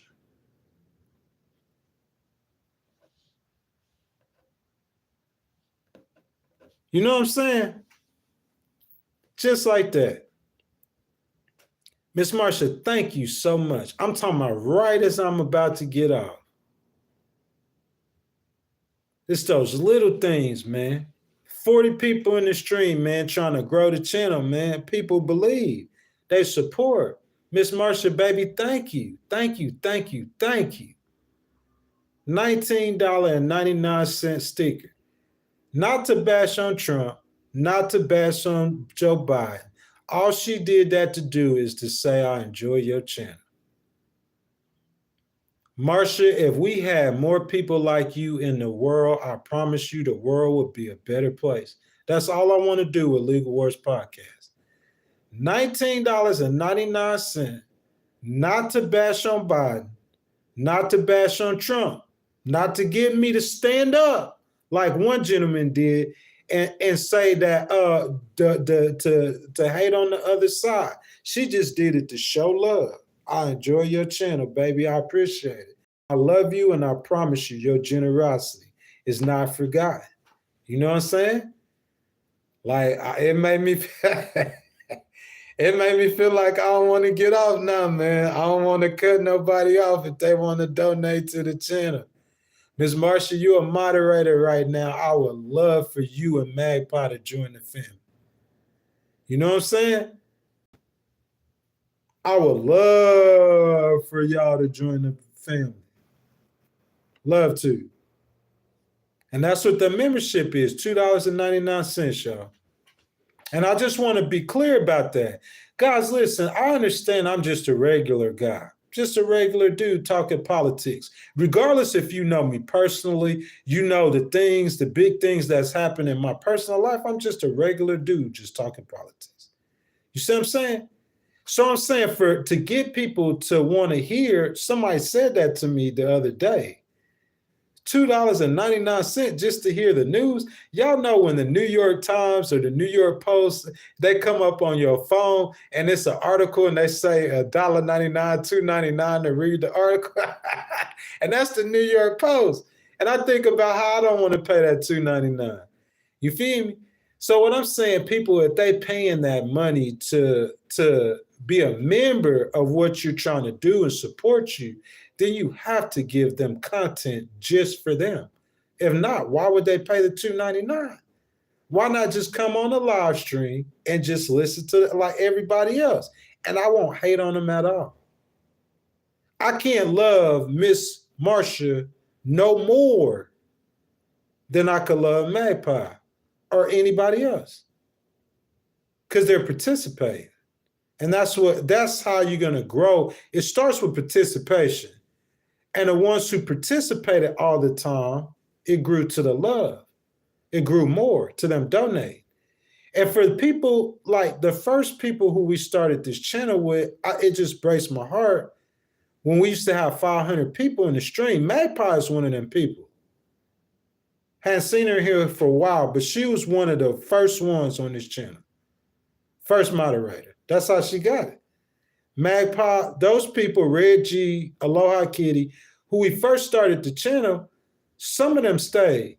Aloha Kitty run the channel now, but like a lot of those people like Kush Boy, you feel me? And I hate that, man, because Kush Boy was a really cool dude and he donated to the channel. He was a member of the channel. You know what I'm saying? Like I said, we had 22 members, and in 4 months or being able to get members, you know, I would say 22 members is pretty good. Like we should have more than that. That's my fault. But now we got 8, and now I'm trying to build it. Members only content, $2.99, y'all. Keep dropping content, man. Just having discussions. We the people like me and Miss Marsha and Magpie. It don't matter what color you are. It don't matter what your background is. It don't matter where you from. We just all Americans, and we just having conversations about the things that matter to us. Oh, Claymore, I'm doing good, sir. How are you? Glad that you're here. Miss Marsha says, YouTube never alerts me when you on. I just happen to be scrolling. Miss Marsha, I hear that from people. There's like a bell. You got to tap that bell. It's a notification bell. So you got to tap that notification bell, Miss Marsha, and then it'll send you a notification whenever I come live. Claymore says, I'm doing good, sir. Thank you for asking. I hope you have a great day. Claymore, I do. I hope I do too, but I might not. Claymore, I fully expect to have to deal with some things today. I expect to. Like, that's my life. It's not just my life. Claymore, I don't even think about it because I done got so good at it. So I ain't even got to try it. I have plans in place for if A, B, C, or D happen, because I got a pretty good idea of everything that can happen. I got the contingency plans in place. So I'm like yawning. You feel me? But I do too, Claymore. But if I don't have a good day, I know one thing's for certain and 2 things for sure. The Bible says that this is the day the Lord has made, so I will rejoice and be glad in it. If I got to slap somebody in the mouth, after I finish slapping them, I'm going to eat a cheeseburger, and I'm going to come back on stream, and I'm going to say, this is the day that the Lord has made. I will rejoice and be glad in it, man. Claymore, regardless of what happened, you praise God. Mark Ryan said, there's life all over, bro. I mean, what I'm supposed to say to that, bro? I mean, what y'all want me to do? Y'all want me to cry? What you want me to do? I ain't got no response for that, man. If it's something I can't respond to, I'm not going to respond to. Somebody do something I could sue them for, I'm going to sue them. If I can't sue them, I ain't going to sue them. If I need to make a point, I'm going to make a point. Man, I don't care about nothing. It's going to come how it go. And I'm going to take it how I give it, and I'm going to give it how I take it. It's like, this is the day that the Lord has made. I will rejoice and be glad in it. Miss Marsha paid that $20. She didn't pay that $20 for me to sit up here and talk about my personal life. This ain't no personal stream. This was a political stream. So if you want to talk about my personal life, then I would need one of y'all, Claymore, or one of y'all to probably donate. You feel me? Miss Marsha said I might be asleep when I get the alerts. I work night shift. That's nice to hear, Miss Marsha. You know what I'm saying? Night shift. I feel that definitely, and I understand that, and I definitely I understand what you're saying, Miss Marsha, most for sure. I think I foreseen that, Miss Marsha, about the night shift. You know what I'm saying? I pretty much foreseen that. But Miss Marsha, though, I do record content like early in the morning. So You probably had to catch me on your days off. But I appreciate you, baby, though, for sure. Big time appreciate you, baby. Magpie says we be grateful we made God's wake-up list. Yes, and it's so much more than just waking up. Saying I'm thankful for God that I woke up to me is selfish. Because you're going to wake up the days you're going to wake up, then you're going to die. You can't, that's what that is. There's so much more to thank God for than just waking up. Look how fat I am. Bro, I could get on it. Cause like I always say, it could be a lot worse. It could be a lot better, but it could be a lot worse. It's people who talk about me that I'm doing better in life than they are. They can't see it. You see what I'm saying? They'll go to work every day this year and make $40,000. And after taxes, they're gonna get less money than what I'm gonna end up touching this year. You feel what I'm saying? Oh, Claymore talking about Jesus. Yeah, that's what I'm talking about. That's more like it, bro. This is the day that the Lord has made. I don't care nothing about none of that. That's what a Miller Ray Legal did to me, man. You feel me? I'm a problem solver. So bring me a problem. Hopefully I could get a bag. See what Miss Marsha got anything else to say. She said tomorrow's not promised. It's not, Miss Marsha, at all. And I understand that. But everything that I'm thankful for anything and every Miss Marsha, I'm thankful for anything and everything that the Lord does for me. That's all I'm gonna say. Anything and everything. You feel me? Miss Marsha, we can't tell stories about death that's been told 1,000 times, Miss Marsha. If you my age and you walking around scared of somebody or scared of a threat of death, you really just need to go jump off a building. Ain't nobody scared. Miss Marsha, I'm like from Missouri. You're going to have to show me. You feel me? That's how I feel, Miss Marsha. We say tomorrow's not promised, like, I mean, that's why I say everybody's going to die. That's an immaterial conversation. I don't enter. That's what the legal field taught me, not immaterial. Miss Marsha, you're right, though, baby. Tomorrow's not promised. But don't focus on the immaterial. Focus on the material. It's not promised, Miss Marsha, but you here right now. So focus on what we're dealing with right now. I don't care nothing about tomorrow. Miss Marsha, I don't even think about tomorrow. I'm thinking about right now. You feel me? Ain't nobody finna stay up all night, Miss Marsha, worrying about, I promise you that. You know, I appreciate though, but it is what it is, bro. Ain't nobody got time for that. Ain't nothing, bro, like smoke and mirrors. Hey, Miss Marsha, I see people get beat in the face in the middle of a library with an air freshener can and come back and try to be a gangster. You feel me, Miss Marsha? You can't pay attention to all that nonsense. You're just talking. You know? She said thankful for her 4 kids, 8 grandkids, and 2 great-grandkids. So she just saying what she thankful for. You see what Buddy Flood said? He said he from Missouri.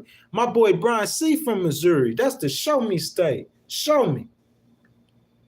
Because you talk about killing or doing something like that and you don't do it, bro. I'm telling you. You just every day that wake up, you just making yourself look like what you are. That's what I'm saying. Don't talk about something that you're not gonna do. Say I ain't gonna like if I would kill you, I'm not gonna tell you I'm a kid. I ain't gonna say it. That's stupid. Why am I coming? Because you're not gonna do it. If that's what you was gonna do. Now, if I was trying to invoke fear in you, like to get you to do something or make a mistake or go off the deep end, then I might say stuff to make you think or to get a response.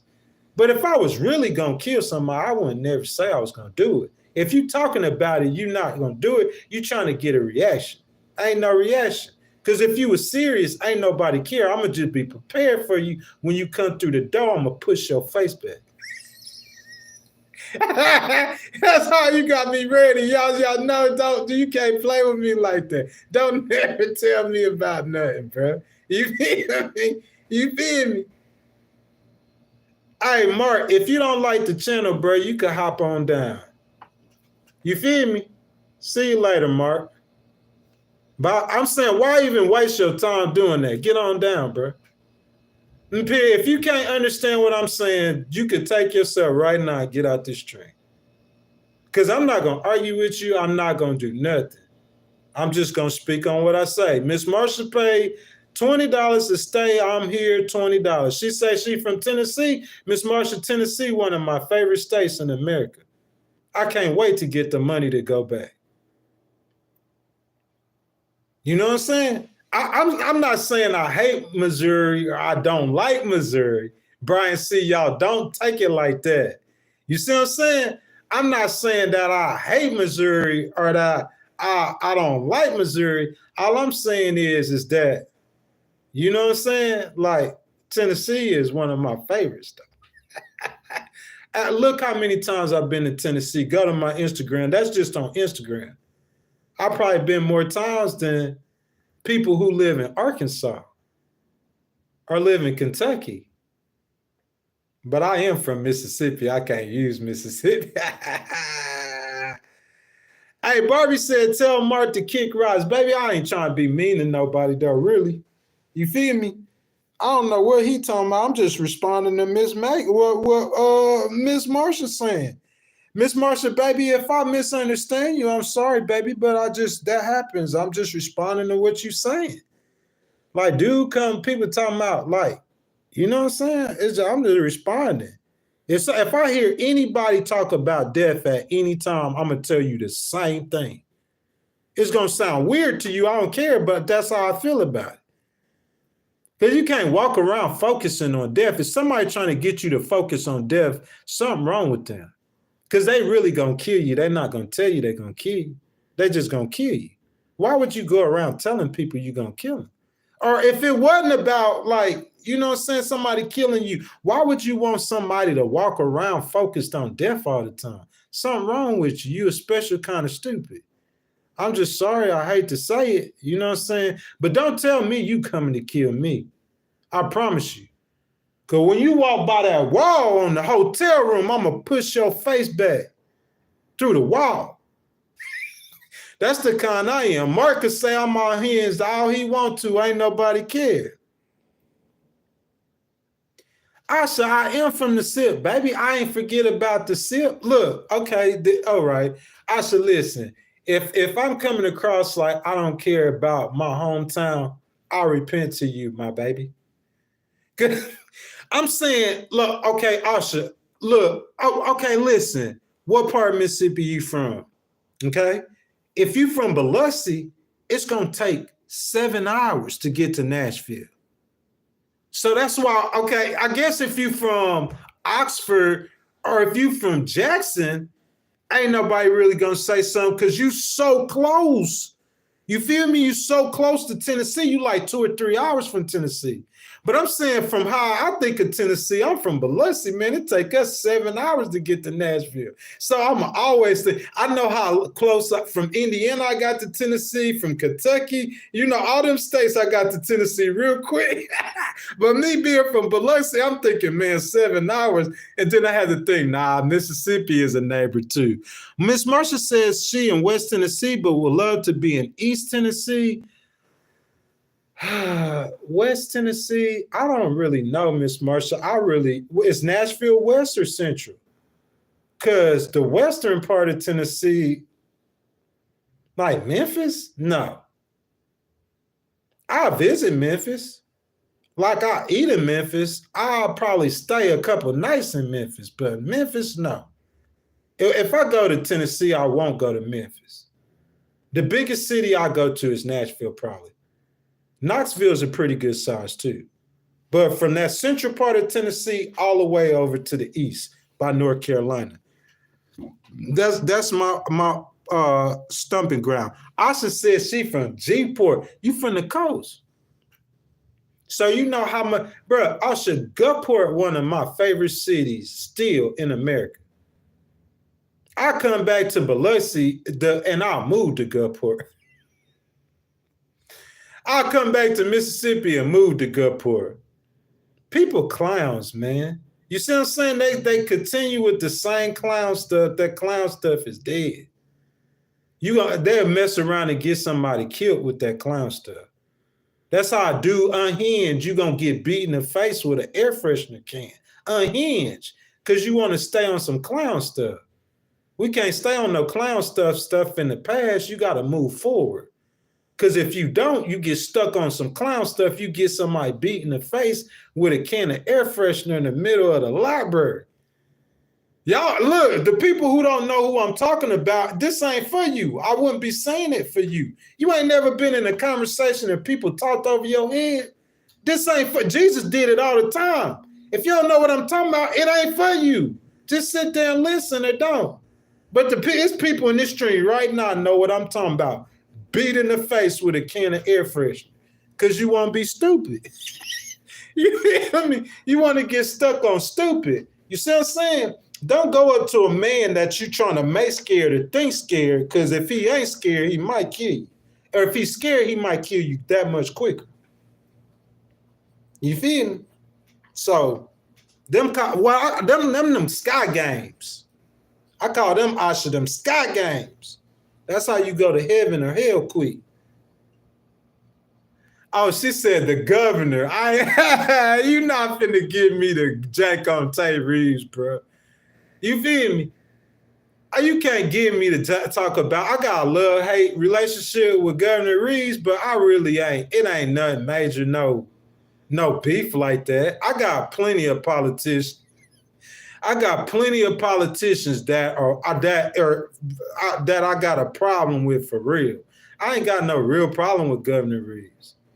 You see what I'm saying? If I don't agree with a politician's politics, that's one thing. But like him personally, no. He a younger dude. He a conservative. Like, I mean, it's just we not really the same kind of people, but I can't hate on him like that. No. I'm not hating on Governor Reeves like that. There are politicians from Mississippi that I dog them. For real, I might not do it on here and call their names. You see what I'm saying? That's why y'all hear me talking about something and you don't understand what I'm talking about. Just talking about, oh, he's unhinged, because you don't understand it, Mark. It's over your head. That's why you just sit back and listen when you don't understand.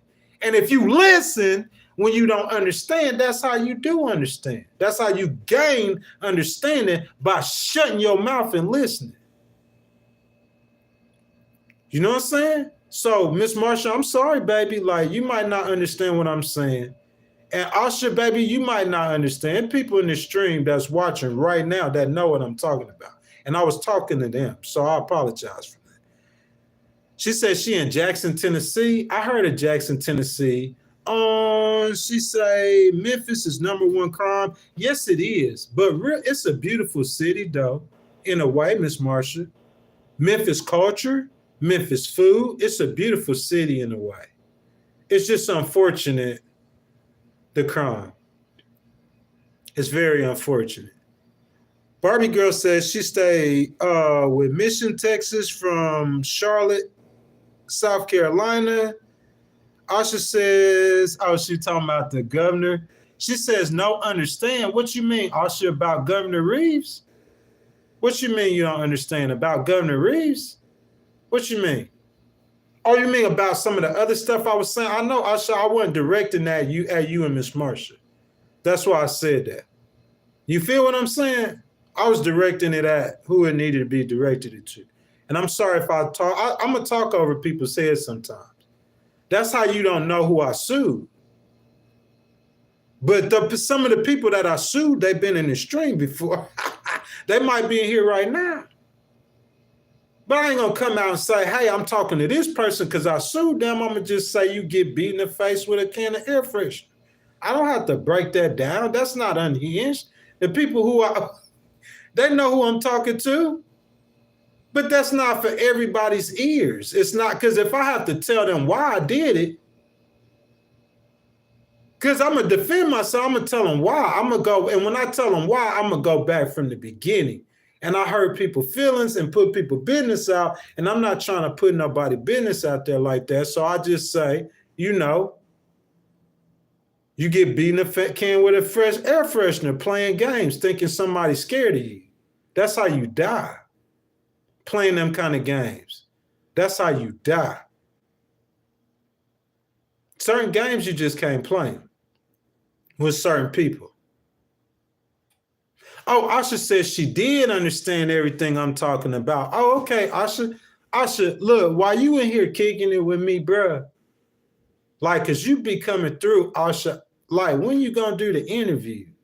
That's what I'm saying. When we gonna do the interview? You know what I'm saying? So you could get on Instagram though, and you could hit me though. Guys, that's my time. Miss Marsha, thank you, baby. Barbie girl, all y'all participated. Magpie, Miss Marsha, thank you for that donation. Once again, Miss, yeah, but Asha, you laughing at me though. You see how you do it though? You gonna come and you gonna chill and you gonna kick it. I'm not hating on you. I want you to be here. I'm glad you're here. But I'm saying though, like, bro, ain't nobody asking. I'm just saying, like, you need to come do an interview, man. We need to talk. I want to get your perspective. Oh, Miss Marsha, and baby, I'm sorry if I said something like to where you don't understand it. Because I was actually talking to somebody else who was in the stream commenting at the same time you were. And before I started, I seen the person in the stream earlier, so that was my opportunity to get a message to them. So, Miss Marsha, I'm sorry. I'm not using your comment to do it. I just saw that as an opportunity to shoot at her. You know what I'm saying? You welcome, you welcome. Buddy Flood, I appreciate you, bro. Like, I want people in here like you, bro, who invoke thought. That's what you do, man. You make me think. You know what I'm saying? And come up. But guys, y'all, that's my time. See you later, my boy. You know what I'm saying? Y'all, thank y'all so much, man. I love y'all. Remember, Jesus loved y'all. Regardless of what the devil tell you about it being a good day, a bad day, yada, yada, yada, yada. This is the day the Lord has made. I will rejoice and be glad in it. That's my time. I love y'all. Tomorrow morning, 6 o'clock a.m. Legal Wars Podcast, guys. I'm out.